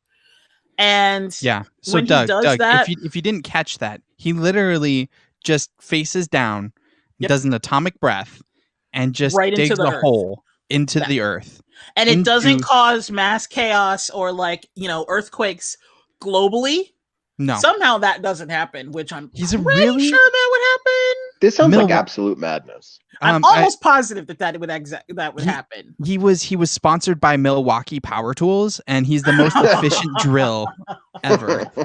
He's literally an atomic drill, which also that's like nuclear energy, right? We've established this that Godzilla so the ecosystem is like was fine. nuclear. Yeah. Yeah. So I'm pretty sure that like in real life, all of the citizens of like that continent would be dead, and then like all of humans would be dead due to the massive earthquakes that would happen from just a giant hole going right, because it's not a small hole, it's a Godzilla And it's breath like hole he does this into the right earth, next to the into the coast center. too. Like he Yeah. does this So like right next to the beach. tsunamis, Yeah. shit. The ecosystem is dead as we know it. Like this has ushered in the sixth extinction. All humans went bye-bye within a Yes. matter of minutes because it's global disaster, but it's Yeah. okay because like everybody's fine. Because apparently like nuclear breath going So- into the center of the earth has no consequences whatsoever. So okay, so this all happens, Doug, and then Yeah. literally like And it lights so up Kong like Godzilla's looks spiky up. thingy. Kong Or looks Kong. up because Yeah. he it, like apparently Godzilla was directly above where Kong was standing. So Kong literally just looks up and he sees Godzilla peeking down the entire surface of the earth. However Wait, hold long that is. up. So Yes. he's in Hollow World or whatever, Yes. and he looks up, and Godzilla's just peeking down the hole, like, "Hi." Yes, exactly. He's all like, "What you doing down there?" Like, Yeah, so Man. basically it's almost like it's very much like Doug said, like Kong tripped the ring center and Godzilla was like, "What are you doing in my house?" And Kong was like, "What the fuck? This is my throne." And then when the breath came and it ignited everything, then Godzilla or not the Godzilla spiky thingy also got some atomic energy, and Kong was like, "Gee, thanks, I'll use that to kill you."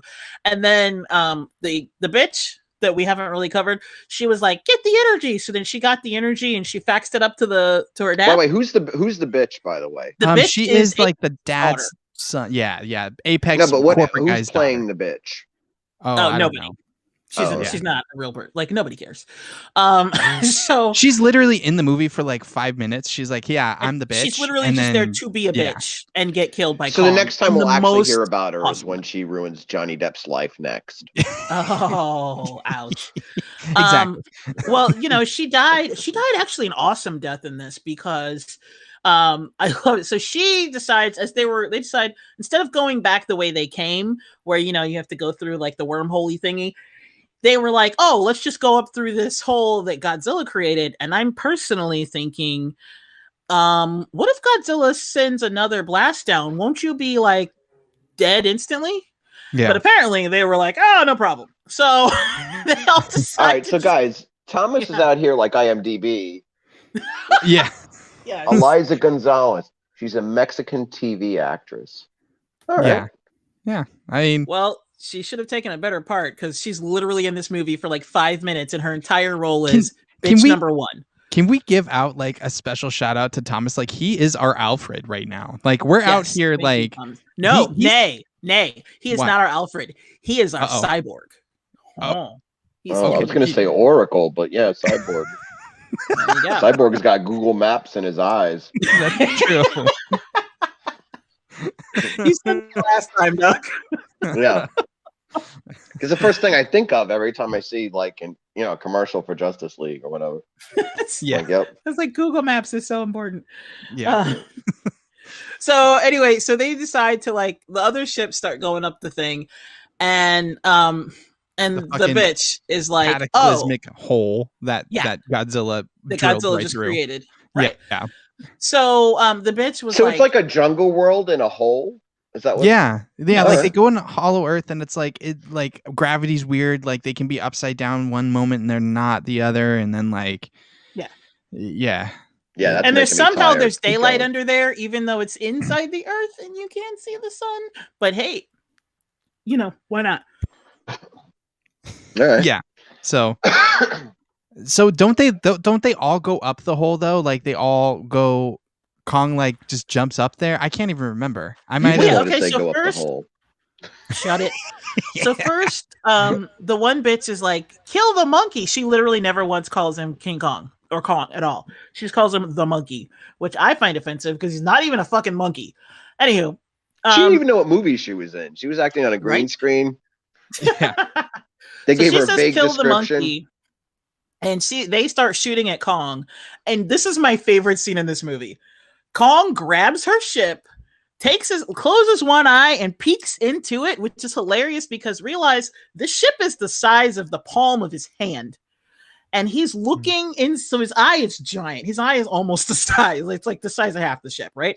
And he's peeking inside to see, like, is my little buddy in there? And the moment he's like, no, he just crushes it. Like, yes, thank you for that. He's like, oh, she's like the one human I care about. She's not in there. Okay, fuck you guys. And he literally, like, he crushes it in such a way as to be like, oh, this is insignificant. Like the way we would crush like a soda can and then just chuck it. And I was like, I needed that in my life. Yes. And There's then a Kong, poem in there somewhere. there really is. So then Kong and everybody go up the hole created by Godzilla. And I don't understand why Godzilla stopped breathing down it, because he was doing his atomic fire breath and he was looking down. And then Kong was like calling him out, like, I'm coming for you, bitch. And then he goes up and I'm like, why don't you just do the atomic fire? No, you're just going to wait for him? Okay, fine. So he waits for him. He comes up. And this is fight number 2. And Oh, good. We're at round 2 now. Yeah. And Because every time I try to escape the plot, I'm like looking on the screen, and Thomas is filling me in on one side, and I'm like, wow, there's no getting away from this. okay, so we're fighting. He's like, he jumps down to go up, and I'm like, oh, I'm so tired. Because remember, it's upside anyway. So God damn it. It's true though. So you get like Kong and Godzilla are getting ready to go at it, but now Kong has Stormbreaker. Yeah. So now Kong has the advantage, and it is awesome. This is like 2 heavyweights going at it. Godzilla's like, fuck you, motherfucker. I told your ass to stay down. And Kong was like, fuck you, bitch. I'm going to hit you with your own spine. And so well, here's the thing, like, too, though, is like, Doug, like you'll appreciate this because there is maximum destruction on this, because Kong is doing parkour off of skyscrapers to just land a big ass hit on Godzilla. Like he literally does a Superman punch. Yeah, he does. Jumps off a skyscraper. Okay, that sounds fun. Yeah, bam, right across this, and Godzilla honestly flies out. It's great. It's honestly like this movie. Like I know it's a struggle, Doug. It is. It's definitely a struggle to get through this. But if you watch it and you just turn off that brain, like just like. It's done, and then you get to the fights, you're like, okay, like I can get behind it again, because this movie's for sure. Ask Thomas, because he probably knows this by heart. Can you just text the time codes into the chat of where the fights are? Such a cheater! You are such a cheater. You want the cheat codes for watching a movie. Yeah. Oh my gosh. I also want Godzilla versus Kong into the multiverse. Like I want Matthew Broderick to show up. Yes. No, we don't speak about that one. I liked it. No, why no? No, but I mean, I hated all the other. I hated the Garfield Spider-Mans, and we're getting that, right? Yeah, that's true. So why not?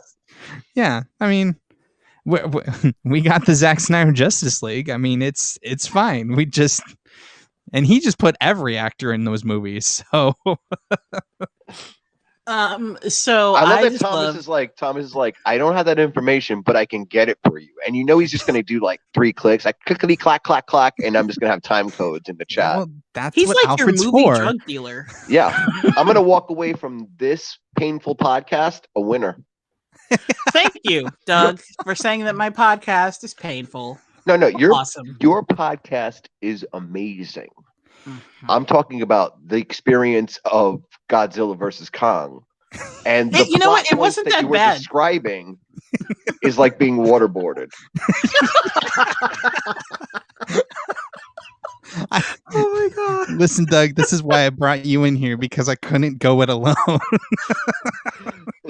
Thanks a lot, Sean. I needed someone to hold my hand through this, because, Lord, what are you, 5?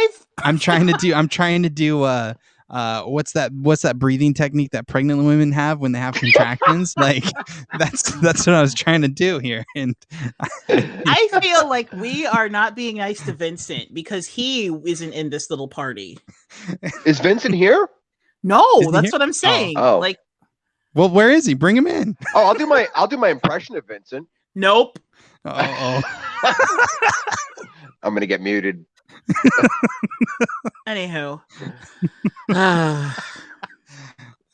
So okay, round 2. It's Yes. it's a good one. Like honestly, it's a good one. I'm gonna bring this home, guys. I'm gonna bring it home.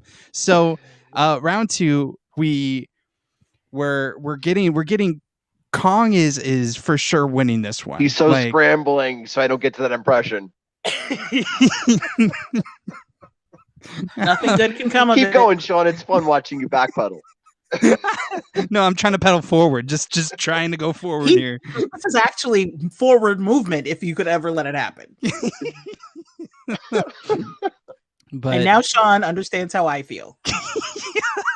I like it though. Like, Go ahead, that's the finish problem. the sentence. Get through it. So Go for it. he's I don't even remember where I was. Exactly. But, that's Kong, the Doug effect. That's good though. It's good. It's good television. We're not even on TV. And Jackie's back to her move where she has to correct us. Well, no, we are on TV. It's one picture of Godzilla versus Kong in Hong Kong. That's it. So because there's moving pictures, I can see it. It's fine. So okay, they do that. Kong is beating the shit out of Godzilla because Godzilla's like, dude, you had to get my grandfather's spine into this. Like, you fucking kidding me? Bro, that's like Grandpazilla. Like, why are you doing this to me? And then Godzilla, move, though. Godzilla gets pissed and he's like, fine, fuck it. I'm going to do atomic breath. And Kong's like, oh, I got something for you, bitch. And he rides Stormbreaker through the thing. It's kind of like that scene in Avengers when they're fighting each other. He rides Stormbreaker through the atomic breath? Yes. Yes. Like he swings it so hard that he goes through it. Yeah. And it's just all, so the atomic breath is literally just energizing the spear. Just like that scene in Avengers when Thor throws lightning at Iron Man, and then Iron Man's suit goes power 4,000%. That's exactly like what happens. So, honestly, I thought it was more like when Thanos is shooting like all of the Infinity Gauntlet stones at Thor, and Thor's like going right through it. Honestly, it was just exactly like that. Like, I think really? Because I thought it was more like nerdy McNerd, nerd. Listen, you're on a Godzilla vs. Kong movie podcast. What do you expect, Doug? You kidding me? Right? We already brought in DC. Now it's the MCU's turn. I thought it was like when Ant-Man crawled up my butthole. I thought it was more like when Luke Skywalker realizes that Darth Vader was his dad and he lost his hand and he was existentially just worried about everything. And R2 said beep boop beep bop, and it was so thrilling to me to listen to that part. Actually, it was beep bop beep beep. Han shot first. I had to do it. And when translated, it meant it's okay. You don't need your father's love or your hand. Right. Just don't become your father. Yeah. So, although, you know what? That's the kind of fucked up thing. R2 knew the entire time. C-3PO didn't because he'd had his mind wiped a few times, but R2 never forgot. They always forgot to wipe R2. He'd never been wiped this entire time. He knew exactly who Anakin Skywalker is. He knew. Well, that's why I liked R2, because R2 was like, this shit's between y'all. Yeah. Well, and he's also like, fuck y'all. Y'all made me into a fucking trash bucket. So I'm going to just shut the fuck up. You guys worked this out. Yeah. Exactly. Anyhow. Okay, so back to Godzilla versus Kong. So they're he fighting. didn't have enough drama in his life. He's rolling around with C-3PO for how many decades? Exactly. Right. Yeah. Poor little bastard. So oh man, that was like 60 years. Anyway, yeah, it really was like 60 years. Yeah. Oh yeah. Holy shit. Anyway, so back to Godzilla versus Kong. Okay, so they're throwing down, and fight 2 goes to Kong, but then Godzilla comes back, and this is the one that's fucked up. Godzilla ends up dislocating Kong's shoulder, and he pulls a dick move. He gets on top of Kong. He like stomps him into like what were buildings before they started this. Yeah. And he like stomps him down. And he puts his like hand on him, and he like puts his claws into his chest, and he looks at him like, motherfucker, stay goddamn down. And he like yells at him. And then Kong, not to be outdone, even though he's like completely defeated, yells back like, never. Like, Kong is Captain America. They actually do roar. What, he's like, gonna come how back. Jackie's saying this, like they actually do roar at each other. Like, yeah. Kong's like, I can do this all day. Also, your mom. Pretty much. Exactly. Yeah, exactly. Yeah. So if this were Batman v Superman, this would be the Martha scene. Except instead of saying Martha, they're both just like, fuck you. Yeah. So right, no, but it sounds like they're still fighting. It doesn't sound like they come to any, They are still fighting, but this is the end of like the third fight against each other, because they fight. Is this the second fight or third fight? No, this is the second fight. The second fight goes to Kong, but then Godzilla comes back. And then the end of So there is are Godzilla. 4 fights. There's 4 because fights this then. is like, okay, so between Godzilla and Kong, there are 3. But then Mechagodzilla is the 4th fight. I don't count that as Godzilla versus Kong, because that's them versus Mechagodzilla. That's true. So then, so the end of the 3rd fight goes to Godzilla, and that's when he pulls the dick move of like, look, bitch, I will wreck you. And Kong was like, fuck you, man. And he pulls a Captain America. He's like, I can do this all day. And Godzilla's like, I will literally rip your heart out if you get up again. Yeah. And they're yelling at each other, and Kong yells back, and Godzilla yells even louder. and then Godzilla like fucks off. And as he goes to fuck off, here comes Mechagodzilla. And then Godzilla was like, now there's this guy. Wait, what? Yeah, no, literally, like they get the energy from Kong World, and then they power up Mechagodzilla. Okay, wait. What's a Mechagodzilla? It's Godzilla, but Kaiju. like it's like he doesn't see Pacific Rim. He doesn't know what that is.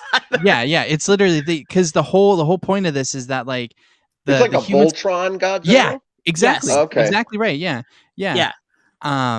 So I just surmised that from the word mecha and Godzilla. Yeah, literally that's it. Yeah. So it's just a metal Godzilla that they made, and Godzilla's just about to leave. Lose power of. yeah. They immediately they power him up, and they're like, oh, it works, and they're like, oh shit, and they power him up with unobtainium. Yes, exactly. Right, that they faxed from the underworld, because that's how energy works. Yes, exactly. Yes. Yeah. All right. And then I want to call him Saito because we're changing worlds now. So his son was inside Ghidorah's head, and they power up Mechagodzilla. And as soon as Mechagodzilla is like online completely and is at 100% power, then he like gets fried in the system, and now he's down. So Mechagodzilla is on his own, and then Mechagodzilla is like looking, as soon as he like stands up and like comes out of the complex, the first thing he does is go after the head of Apex, and he literally just like splat. Okay, couple questions. So Mechagodzilla is not just Godzilla in like a metal suit. It's a separate thing. No, it's a separate thing. It's a human's construction of humans wanted to be able to control a Godzilla like a machine. So it's a human construction of a Godzilla, and they just like work it on their phone or whatever. They work it with the Ghidorah head. Yeah, they took Ghidorah's skull and like through used Wi-Fi. it. Yeah, because Ghidorah is a hotspot. Yes. So duh. Yeah. Clearly. I'm not even. That is not even a joke. That is part of the plot. So Ghidorah's head is the Wi-Fi hotspot, and that's how they're powering. That's how they're controlling Mechagodzilla. And how Mechagodzilla. Yeah, and how Mechagodzilla turns evil is because the skull of Ghidorah is still alive, and the ghost of Ghidorah haunts Mechagodzilla. So now Mechagodzilla is Ghidorah, but in a metal suit. Ted Hicks, and I wish I was making making that up, but it's really shout out to Ted. Nice. You subscribed. That's awesome, man. Ted. Yeah. But no, that's literally Ted Hicks. Yeah, that's it. Anyways, good on you, man. Thomas, who's Saito? What's the son's name? What is his name so that Jackie can remember I'm still gonna call him Saito's son. So it doesn't really matter. Because I'm gonna pull from a better movie. So the guy who played His name's Saito. Ren? Huh. That's anticlimactic. Was Gamora's head called Stimpy once he powered it up? Anyway, so they're still like, okay, Team Godzilla is inside the facility where Apex Dude just got killed because Mecha Godzilla only killed Apex Dude. He didn't care about the other 3 people that were standing there staring at him, but to be fair, the other 3 people were facing him, saw him coming, and took like 4 giant steps back. While like Apex Dude was like, humans are the apex predator, we will, and then very much like Deep Blue Sea, it was like chomp, and it's like gone. Yep. Yeah. Exactly. Yeah. So then, and then the sun that was like the ghost in the machine got fried because of too much power, because of course there was. And then, which you really should have saw coming, when like if it was taxing at 40%, could you handle 100%? Probably not. And now you're dead. So they're all dead. And then Mecha Godzilla is like, let me go fuck some shit up. So he goes after Godzilla. Like as soon as Godzilla finishes his shout match with Kong, he goes after Godzilla. And then the little girl comes and lets us know, hey, Kong's heartbeat's slowing down. Because the little girl can hear, like, she can't hear things, but she feels vibrations. Mm-hmm. And she can feel that his heartbeat is slowing. So she's like, yo, his heartbeat's slowing down. What are we going to do? So they build a Mecha Kong. Yeah. No, what they do is they take the machine that Homeboy just found out about yesterday. Mm-hmm. They get in that, he gets in that machine and figures out how to fly it onto Kong and use it as a defibrillator, and brings him back to life. I'm not kidding you, Doug. They literally jumpstart Kong like they jumpstarted Superman. Yeah. It's the year of the jumpstart, there's no man. Flashpoint. They just used the machine. They didn't use Flashpoint. So like there's no time travel. They just flew on him, and then, you know. Yeah, but I picture, like, just by what you're describing, the script writers just absolutely congratulating themselves at every turn. Yeah, absolutely. Like, this sounds like the most overthought piece of shit. Dude, there's so much that we skipped. We ran you by could not handle plot. So we skipped like all the stupid shit of like literally if anybody turned around, the Godzilla people don't make it. Yeah. Like I don't want to disparage the movie because there's people that are, you know, probably listening that enjoy this universe. I guess this is a thing, right? Mm-hmm. So, but yeah, it sounds like way too much thought into this. Yeah, they try to make it serious. Way too much, but not enough at the same time, because like they're faxing energy. Because as soon as the energy symbol, like, okay, point A to point B. Yeah, like they literally just like fax the energy, right? Because as soon as it's sent, I thought they would be like, oh, we have the schematics, we can now build it. No, like 3 seconds later, he's like, push the button, and I'm like, I think I'd rather watch like Down Periscope. It's honestly though, I feel like you should watch it though, Doug, because it's just watch it for the fights alone. It's not. Yeah, when I get those time codes, that's what I'm gonna do. Oh my goodness. it's honestly, it's not as much as a waste of time as Justice League that we had to do. Which, oh, by the way, guys, I finally finished it. Yeah, this was under 2 hours. So. Yeah, so it's not that bad. And the fight scenes alone, like literally, they did amp it up to 11, where it's like, okay, like I'm down with this. It's just the getting to those fights. It's like, guys, you thought I saw the fights like, well, I guess the footage like in the trailers, and they all have that sort of awful animated look to them. I don't know if that starts to look better, but after Justice League, my tolerance for that is non-existent. It's better than Justice League, let me tell you. It's not its World of Warcrafty. Okay. It's definitely you do go along with it because everything's CGI, so it's like, okay, like this is pretty sick. Especially like in Hong Kong. Hong Kong fight scene alone, like is so good because literally, like just imagine Kong like running and then like holding out his arm to like grab onto a skyscraper and like use the momentum to swing back around and kick Godzilla in the ass. Like literally, that's I'm in for that. Yeah. And then when I'm not watching a moment of talking. When he does his like kicks and like punches with and in Hong Kong, Godzilla like goes flying. And then there are a couple of times like Godzilla like whips his tail and then Kong goes flying. And there's a lot of back and forth. And then okay, so now Mecha Godzilla is here. Oh, by the way, our cyborg has told us that Mecha Kong came out in 1967, so it does exist. Thanks, Alfred. Oh, so that's canon? Apparently. Yeah. Like you thought you were making shit up. Haha, you're wrong. Honestly, too, if we're gonna throw out some trivia facts here, in the first Kong versus Godzilla, Kong actually wins because he's powered by lightning. Lightning makes him stronger. Same. Interesting. Yeah. Yeah, in this one, they kind of do that through Stormbreaker. That's why I call it Stormbreaker. Let's face it. It's Stormbreaker. Yeah, it is. Okay? It looks like it, and it functions nearly identical. The only thing is I don't think it can access the Rainbow Bridge. MCU reference. Okay, but Sean, am I wrong? Yeah, she's not wrong. She really isn't, though. Thank you. Man. It literally looks like it, and it functions nearly identical. Again, the only thing it can't do is call the Rainbow Bridge. It can summon lightning, apparently. Like it can make him jump up so that he goes down or up down because down sorry, to go up. I literally just gave my brain a hernia thinking about that. Sorry, guys. Like when you're playing Donkey Kong with the joystick upside down. Exactly. Yeah. So I mean, we're almost to the end of the movie. We almost are. We're at the end.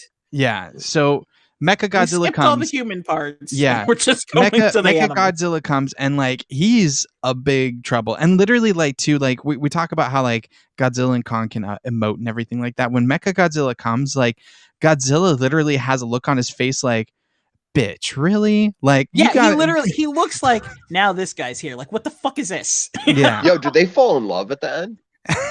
No. Well, no. They fall in mutual. I won't fucking kill you. Yeah. That's exactly how it is. Because like for a minute there, like Godzilla's like, "Bitch, do I need to come back?" And Kong was like, And like Kong literally is getting up. Like he's getting up. Like, bitch, I'll go one more round. And like Godzilla's again, he's the Captain America. I can do this all day. Yeah. Literally, because like Kong because he's kind of knocked down after the big battle with Mecha Godzilla, and like Godzilla looks at Kong looks at him, and Kong's like, ah, shit, I gotta get back up. Like, god damn it, like we're gonna do it again. And then like he's like, all right, Godzilla's like, keep going. He's like, yo, this has been a rough day. Let's just kind of let's leave it at that. It's been a rough fucking day. We just killed a fucking metal me. Let's go home. Let's regroup. Well, I was up drinking with my friend because we were celebrating a birthday party. So I'm thinking like I might go downstairs and watch this before I go to sleep. Honestly, that's a good frame of mind to be in. I would do it. Absolutely. I'm not really going to watch it. I was just trying to tell you on the sneak that I'm kind of drunk. Anywho, okay, so the fight starts, but it starts between Godzilla and Mecha Godzilla, and Mecha Godzilla is way more powerful than Godzilla. And Godzilla is tired from having like fought Kong twice in a row, and drilling a fucking hole in the earth. Yeah, he expended his atomic breath like several times, so he's like pooped, right? And so you can tell he's tired. He's like, ugh, I don't feel like dealing with your ass, and he's getting his ass handed to him by just like a spiny dinosaur suit thing. It's not good looking. It's not. They could when I saw it, I was like, man, they could have done way better. Like, really, they could have. It looks like it belongs in a Power Rangers movie. Yeah, it's a Zord. Like, let's just be honest. Yes. So okay, so is there like a gimmicky soundtrack, or I'm trying to think. I honestly can't even remember. I don't remember any sound in this. I honestly can't even remember a soundtrack to it. Yeah. The only time I remember sounds is when it's Kong and Godzilla going at each other, but I don't remember the Mecha Godzilla. So there's not like a thing attached to the credits that, like, you know. No. No. Yeah. Is there a cutscene? No. No. No, when it's over, it's over. Yeah, it's done. I don't even think there's after credits. Is there an after credits, Thomas? No, I watched all the way through. There's nothing. No, okay. There's like are they extras, gonna keep? I guess what I'm trying to ask, watching the same politely, thing, is are they going to keep doing this? I think this is the last one. I think they're going to do it again, just because they didn't kill either of them off. Yeah, maybe. I mean, they're both still alive. Like, why not? Check out Thomas with the 411. Yeah, They I have love two it. old Like, songs in the Excuse soundtrack. me, that's our cyborg. Yeah. anytime we do a live episode like this, Thomas, you've got to come on and like be our guiding light here, because like you are so helpful, man. Like, Yes. it, you're you're legit, dude. You're the And ghost in the Thomas, when you're machine. done with that, you come on and produce our show too. Yes, please. Okay. So I try. So okay, so Mechagodzilla is wrecking Godzilla. And the humans jumpstart Kong's heart, and Kong kind of looks at the little girl like, big ups, yo. And then the little girl is like, no, you're not done yet. Like, you gotta get up. Like, Godzilla's not the enemy. The Mechagodzilla is the enemy. And Kong looks at her like, are you fucking kidding me? He's like, did you We're not just done fucking yet. see what happened? Yeah, like he gives her this look like fuck it, seriously? Like, I'm tight, my shoulder is dislocated, my heart stopped. Okay, fine, fuck it. So he gets up like, that like, I have to do this, like pissed off kind of thing. Mm-hmm. He Yeah. gets up like that. And then Does the Kong whole and Zilla like become the Heart Foundation and then just start doing slick moves Yeah. together. No, yeah. Well, first Kong gets up and he relocates his shoulder Lethal Weapon style. Yeah, up against a fucking skyscraper. Like, that's Yep. how he relocate. He like slams his shoulder into a skyscraper, completely destroys it, and he's like, that feels better. Yeah, and then he grabs Stormbreaker and is like, all right, let's take care of this metal douchebag. Yeah. And he's actually the one that defeats it. Yeah. Because at first, like, because again, like, Godzilla is just getting his ass handed to him by Mechagodzilla. And the humans inside are like, how do we stop it? How do we stop it? And they're like, well, it's still connected. Yeah. Like, it's still connected to the Wi-Fi. Well, okay, wait, technically you're gonna hear a cop out in just a second. Let me tell you, the mother of all cop outs. So the humans are like, we gotta stop it, we gotta stop it. And they're like, well, what do we do? And the podcaster dude had this, it doesn't fucking matter. Anyway, they take his liquor and they pour it on the computer, and that cuts the Wi-Fi.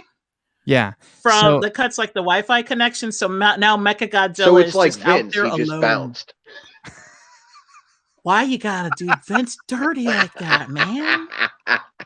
Why you gotta be mean? He's been waiting on that one. He's been sitting on it like that. That was a good one. Just out of nowhere. Jeez. He just Irish goodbyes.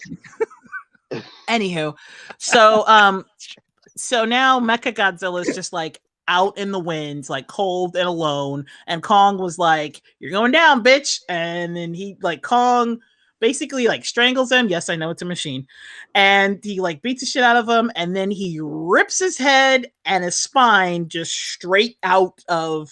I mean, it's a machine, but he takes the head off and he like rips out the spine, and it's pretty fucking awesome.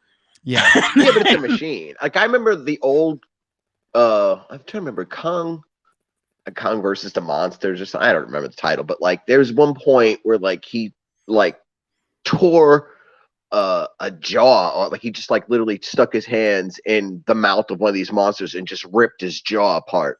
Is there anything as awesome as that? Yeah, I told you he did that to the snake bat. Yeah. All right, then I'm in. Yeah, he does. He did that to the snake bat in the underworld. Yeah, and he literally eats the snake bat's like brains by the back of its head. Yeah, like. Oh yeah, there's okay. So Godzilla, or not Godzilla, Mechagodzilla in a test. There's a skull crawler, and the humans are in there. Just ignore that part. What the hell's a skull crawler? It's from the last movie. It's like a pterodactyl, but it can't fly. That's as close as I'm gonna get to it. It's like it's like a pterodactyl that can't fly. Yeah. And it was okay. So it was one of the monsters from the last Godzilla movie, and Godzilla defeated it, but it had an egg. And this company took, like, I think Monarch took the eggs, and then Apex took the eggs from Monarch. And then I was just gonna ask. There's a company called Apex. Yep. Yeah, that's the company in this movie. He wasn't in on that part. That was before I invited him. So okay. Yeah. Right. So there's a movie called Apex and a movie about apex predators. Yes. No, there's a movie called Godzilla versus Kong, and their company is called Apex. Yeah, but Kong and Godzilla fight because they're apex predators. Apex predators, yes. Right? So yes. Yeah. So that's and then the apex predator is supposed to be the Mechagodzilla. Really fucking stupid. Yeah. Yeah, well, I mean, you're not wrong. Yeah. So, but I love that Kong beat Mechagodzilla. Like, I love that even though Kong was defeated by Godzilla twice, he beat Mechagodzilla when Godzilla was just getting murdered by Yeah. Mechagodzilla. Well, they got to kind of make it like fair. You know what I mean? Like it's. It was fair. I think that was it, and like literally after that was done, like that was when like Kong like he rips the skull off of Mechagodzilla and he kind of just falls down. He's like, he's tired. "Man, there are rough days." It's essentially okay. All right, I'm almost every... done with this. I'm almost done with this cigarette, so I'm gonna bounce in a minute. Okay. Okay. Yeah. In every in every Avengers movie, that scene when Steve Rogers is just like, that's what Godzilla was. Yeah. He's the Steve Rogers of this movie. Yeah. So he's got that like moment where he's like trying to recoup. But here's the thing, he's still holding Stormbreaker. And so Godzilla had gotten his ass flown across the city, and he got up and he's like charging towards Kong, like, put it down, bitch. And he like yells at Kong, and Kong is like, motherfucker, I can do this all day. And then they realize, like, the little girl's like, put it down. So Kong drops Stormbreaker, and Godzilla's like, all right, fucker, I'm gonna give you this pass because you saved my life. And then Godzilla fucks off into the ocean, and then Kong fucks off back down to the Kong world. And then humans make it into Universal Studios and make an attraction out of it. The end. Yep. All right, so what's the next big dumb thing we're looking forward to on HBO Max? I don't know. I guess like Mortal Kombat. Mortal Kombat. Yeah. Oh, Mortal Kombat. Yeah. Yeah, that's coming out. I think it's coming out next week. Really? Now that looks like the straight girlfriend experience. I really do want to watch that. I'm not gonna lie. Because I saw the trailer and it gives you exactly what you want. Yeah, exactly. Like I don't want, development of who Sub-Zero is as a person and like who he is as I just want him to freeze people and just punch out their hearts. Like, please, yes, thank you. That's it. That's all I want. Like, did you see that in the trailer where he throws blood and used it as a spear? Yeah. So, absolutely. I'm in. I'm good. Can't wait. Yep. Okay, so movies that are better than this movie, from what you described: Freddy versus Jason, Alien versus Predator. Ooh, man, no. Kramer versus Kramer. What? No. No. I mean, honestly, Godzilla versus Kong, it is a good ride. Like, really, the plot, like, you don't go in it like wanting to get scintillated mentally. Like, you just don't. Like, this is a movie that you just want to like turn off your brain, watch some big fucking monsters fight, and you get that. You do. Like, yeah. The plot scenes that Jackie had kind of walked us through and everything like that, really, it took her longer to describe them than actually them happening, because because what Jackie described was madness. There is madness, absolutely, but it really, like, I didn't even get to all the madness because again, like half of the scenes would not work if somebody turned around. Yeah, shit you not. When you watch the movie, you'll see what I mean. There's so many times when it's like, if that guy turns around, this is done. Yeah. I don't know, Thomas. What'd you think? And you're right. This Friday coming up is Mortal Kombat. Yeah, so I'm down with that. If Thomas liked it, I'll watch it. Oh, Thomas already said he's watched it several times. He's got to have liked it. He's not. He's our. I don't know Thomas. Thomas could hate himself. I don't know. No, he's been our guiding light. Hate himself, although he might. He has been here this entire podcast. Yeah. Yeah. He likes monster movies. All right. Yeah. Which, all right. honestly, that's the thing, is that like for a little stint, like they were making monster movies into these big think pieces where it's like, okay, how can we make this political? How can we make this like a cultural thing? And it's like, no, just give me fucking big ass monsters that don't give a shit about us. Like, the only political thing that they should talk about is like, we're fucking ants on this planet. Like, that's it. That's the politics, and they really just kind of do that. Yes, it's stupid. Like, they go to Kong Yeah, World. I mean, in this day and age, that would be kind of hard, right? Other than like Godzilla being like way into 8chan. God. Oh boy. The wrong Kong, HBO like, series. King Kong, like, look, culty. That shit in the Capitol wasn't right. And they have a big fight. And then that little girl from Stranger Things shows up. And Matt tries to pay her on the Venmo. It could go places. That's what I'm saying. God. How your brain works. That was a good stretch, though. That was a good one. Yeah. He's limber. Let me tell you. That's what happens when you drink, drunk. Sean. You get quite limber when you're drunk. Yeah. Right. Well, okay. So to end this, couple glasses of wine, I'm operating on a +4 to damage. It's all poison too. Poison damage. Yeah. So Godzilla versus Kong, like the human parts sucked, but the monster fights were actually really good. Yeah, they were. Jackie, how many fuck you Dougs would you give this movie? Oh, Jesus Christ. No, that's not a scale that I use. Jackie, I will preemptively tell you that I did not know that Doug was going to be a spicy taco coming onto the show. I just thought he was going to be a regular class chaos. But yeah, there you go. Does he have any other setting? He's like an old TV with the one setting. And you can't find the remote, so you have to go up and turn them off.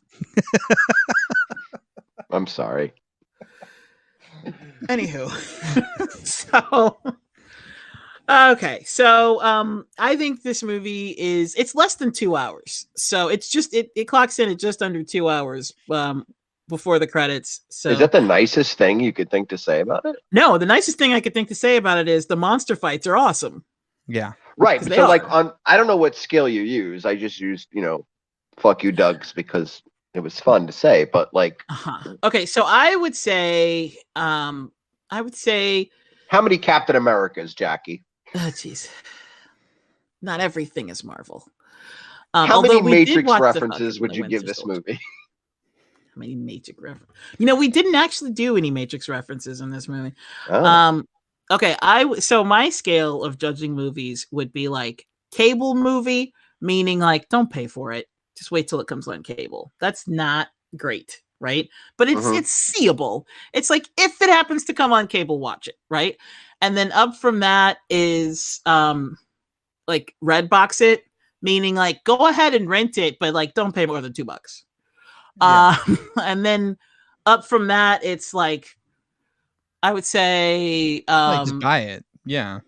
Well, no, up from that, I would say is student price. Like go to the movies, but don't pay full price. Oh, or like at like what do you call it? Twilight? Like a Twilight film, matinee? where it's like matinee, where it's like, $6. Yeah. And then there's full price. I thought you were about to give it like 3 Twilights. Yeah, I was like, not where are you Twilight going? Yeah, where are you going with movie, that? Yeah. not Twilight the movie, like the time of day. I was like, you're holding Twilight pretty far up there, man. Right. You know what I meant. You know I meant the time of day. Jacobs. Oh, fuck. It's 5 sparkly vampires out of 6. Okay, both of y'all. Anyhow, I give it 4 Kristen Stewarts, which means indifferent. Indifferent and home wrecking. Ooh, spicy Sean. Yeah. So I would say this I movie didn't do it. is She did. Come on. Like, I'd say this movie is a matinee, because if you can see it on the big screen, like those fights would be epic. Yeah, that would be cool. But don't pay full price for it. Let's see it in the middle of the afternoon. Right? Yeah. Yes. Preferably when it's raining. I mean, whenever. Don't miss your nice day over it. Exactly. All right. So what do you guys give it? Well, what do you? Because you're the only one who's seen it. Yeah, I didn't see it. I give it 3 Godzilla breaths out of 5. Look at you staying with the theme. Yeah, I'm trying here. It's just, I mean, it does try hard. It tries really hard to be a deep movie, and it really shouldn't. It should have just leaned into I think it did lean a little bit, but it just didn't lean hard enough into, this is a big dumb monster movie. Let's just honestly, it should have been exactly an hour and a half. Yeah. You just need the setup to get to the fights. That's all. Yeah. We skipped the part where where Kong was airlifted. Oh yeah, that's right. He was airlifted. Yeah. On a hammock. Uh-huh. Yeah, Kong was airlifted in a well, that was actually a callback to the original Kong vs. Godzilla, because how they bring Kong to Godzilla in the original, like the 1950s one, Oh, is they God damn literally it. they strap him up to 5 yellow balloons, and he gets floated by balloons to Godzilla, and they just cut the strings off the balloons and just drop them near Godzilla, and he's like, "Ow!" But okay, I'll fight this lizard. Okay, fair enough. Yeah. Yeah. So in this one, So but in this one, was it a was to callback to keep that. Godzilla from coming back to him, because it was Yeah. when they were in the water and they went like, "Oh, everything has to be dead. Like we have to pretend like we're dead, and Godzilla will leave us alone." And that's not quite what happened. Again, Godzilla looked at them like Donkey Kong Jr. Hmm. Godzilla looked at him like Godzilla looked at Kong like, "That's right, motherfucker," and then he left. But like Godzilla knows he's not dead. Yeah. You can see in his eyes, he's looking at Kong and he's like, "I know you're not dead, but I'm gonna leave it alone. Stay down and we're good." And so that's why they were like, "Yo, we can't turn these engines back on or Godzilla will like flip a bitch and come right back." Yeah. Is So it how do we get him out possible of here? that we can pull like an MST where we can do this live and just fill in their dialogue with our own? I don't know. We got to figure I that don't one know out. how to do Yeah, it because without I feel getting like a not copyright. trying to figure it out is remiss. Yeah. You know what? I'll try and figure that one out, Doug. At least for the 'cause fight I scenes. feel like when we do, we will have made the world a better place. You know what? We could try to do it if we edit it down to just the fight scenes. We can't stream the whole thing because that would get us all kinds of taken off of everything. Oh yeah. Yeah, we'd be breaking. But if we were to like bring it down to just the fight scenes and we had no sound at all and it was just us talking over it for that, like say 15 minutes total, we should make like a super cut of the original Kong vs. Godzilla fight scenes and this new Kong vs. Godzilla fight scene. Just like back and forth. Yeah, we should do that where it's like round 1 old school, round 2 new school. You know, like okay, I who feel has like that's the time to edit that footage together? Thomas, you're our man. Oh, you're just gonna push it on the black Passing dude. on I Thomas. See how you are. See how it is? He's guy's nice to us for 5 seconds. You're ready to just throw. Yeah, I see how it is. Oh my gosh, he's our Alfred. He's got to figure this out. I'm not smart enough for that. I just smash things, including podcasts. Like, I'm just the idea man. Like, listen, I mean, are you, Doug? I've been editing our fucking segment for like 2 weeks. Are you kidding me? You think I can do this? No. Oh my god! I mean, we got a little didactic. We did. All right, Douglas, as seen on TV. Tell the good people where they can find your crazy ass. You can. Hold on. Yeah, you can find us at the End Is Nigh show. We got a new episode coming out on Tuesday, but you can find us on wherever you wax your pods. Yeah, wherever you wax them, because that's a thing. All right. Oh, I don't know. Wherever you hear them, I don't know. You're the one who made it dirty. You said wax. You filthy minded. Anywho, dirty birdie. Sean Dog.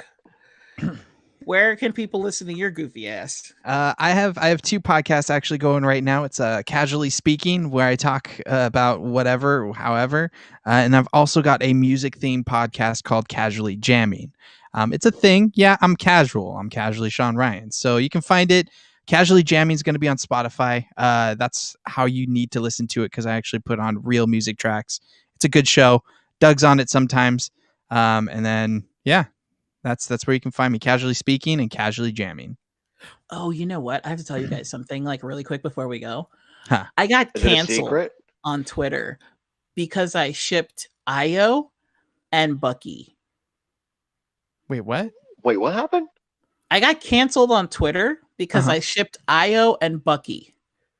Sean knows what I'm talking about. Episode 3, Falcon and Winter Soldier. But remember, who's Io? She's the Wakandan woman that shows up at the end. Oh, okay. Yeah, okay. Yeah. Wait, you ship them? Yeah, shipped as in like put them together in a relationship, like in my head. You know, that's what shipped. Oh, okay. So apparently in the comics, Io is gay, or she's a lesbian, And you were doing like really... fan fiction out loud? No, it's just like a thing where you're just like, ooh, wouldn't it be cool if Io got together with Bucky? Yeah. Like, that's it. Yeah, but how filthy did you make it? Like, were you writing slash fiction on Twitter? No. I literally just said I shipped Io and Bucky. I don't know what shipped means. What is that? I think, would you send them a package? I don't know what you do. Oh, Jesus Christ. I forgot that you're ancient, okay? Yeah. And you don't know like internet lingo. No. Anywho, it's just that's not language. That's not even interesting. It is. It's like a hive mind on the internet. And it's trying to pass it off as like some sort of cool urban language. It isn't. To be fair, I didn't know what chipped was either. They're called stands. I thought you meant like you photoshopped them together. And no, like, shipped is just when you put two people, you want two characters to be in a relationship, two fictional characters, and you got put canceled them together over that. Like I'm getting judged by someone who's writing slash fiction on Twitter. Because Io tell me in the about comics, what your Twilight fantasies were. Shut up. Io in the comics is a lesbian, and because I put her with a man, I am homophobic now. Stop being homophobic, Jackie. I mean, it just comes out of me apparently. Because I wanted Bucky to hook up with the black chick from Wakanda. Right. I mean, he literally can't hook up with anybody else because Okoye has a boyfriend. Shuri is like 12. Yeah. So the only other woman that he's been around in Wakanda is Io. So when she shows up at the end, I was like, oh, it would be awesome if Bucky got together with her, because who else could handle him? She's a warrior. If anybody's going to handle his ass, it's going to be her, right? Yeah. And I don't appreciate how you sexualize every male character. How about that? Oh, I sexualize this is worse than you being homophobic. You don't even want to know the things that I have thought about. No, I do know. I do know. Wow. We've talked about this before, Jackie. We'll talk about it again. With your filthy Superman dumpster face. So anyways, you know what? Godzilla versus Kong. Ana de Armas. That's all I'll say, dog. Exactly. Yeah. You can't say anything to me, Mr. Ana de Armas. Go back and listen to when we attempted to talk about Knives Out. That's all he said. Every other word was Ana de Armas. Jackie's nasty. I mean, she's. You. Whatever. You guys should cancel her. Thomas, cancel her. Shut up. So anyway, apparently, like, I'm a raging homophobe because I wanted Bucky to get some action. Totally tracks. And they were like, she's a lesbian in the comics. How dare you? And I'm like, okay, Okoye is also a lesbian in the comics, but in the MCU, she's not. Yeah. LOL, no, Jackie is fine. Hate. See? Big up to you. Thank you, Thomas. Thomas is the real MVP. Like, because he really even said he's like I'm willing to do the supercut, Sean. I don't know how to do it, but I'm gonna do it for you guys. So I think we need to give him a little bit more credit here. I mean, he is a super fan now. Thank you, Thomas. Like, he's on the new echelon of super fan. He's staff now. Yeah, well, true, very true. Yeah. We need to get him on the payroll. All right, I'm ending this in 1 minute because it's about to be 10 o'clock. All right, so thank you, Thomas and Ted. That was Ted. It was Ted, right? Earlier who joined? Ted, yeah. Thank you to the two people listening. Yes. Thanks to both of you. Appreciate you. Bring your friends. You can find me at cinematicadventurespodcast.com or anywhere you listen to podcasts. We are the Real Cinematic Adventures. Oh, really? Anywho, why did I tell you guys this? Anywho, we're on Twitter, Instagram, Facebook, all that shit, but I'm old, so I never post anything. But if you say something on Twitter, that's me that says something back. So, hey, Mitre, you coming in at the end. Yes. Yeah, you missed it. Jackie just totally sexualized every male. Not every male. Just it was nasty. Oh, no, I'm not every male, just the ones who work out.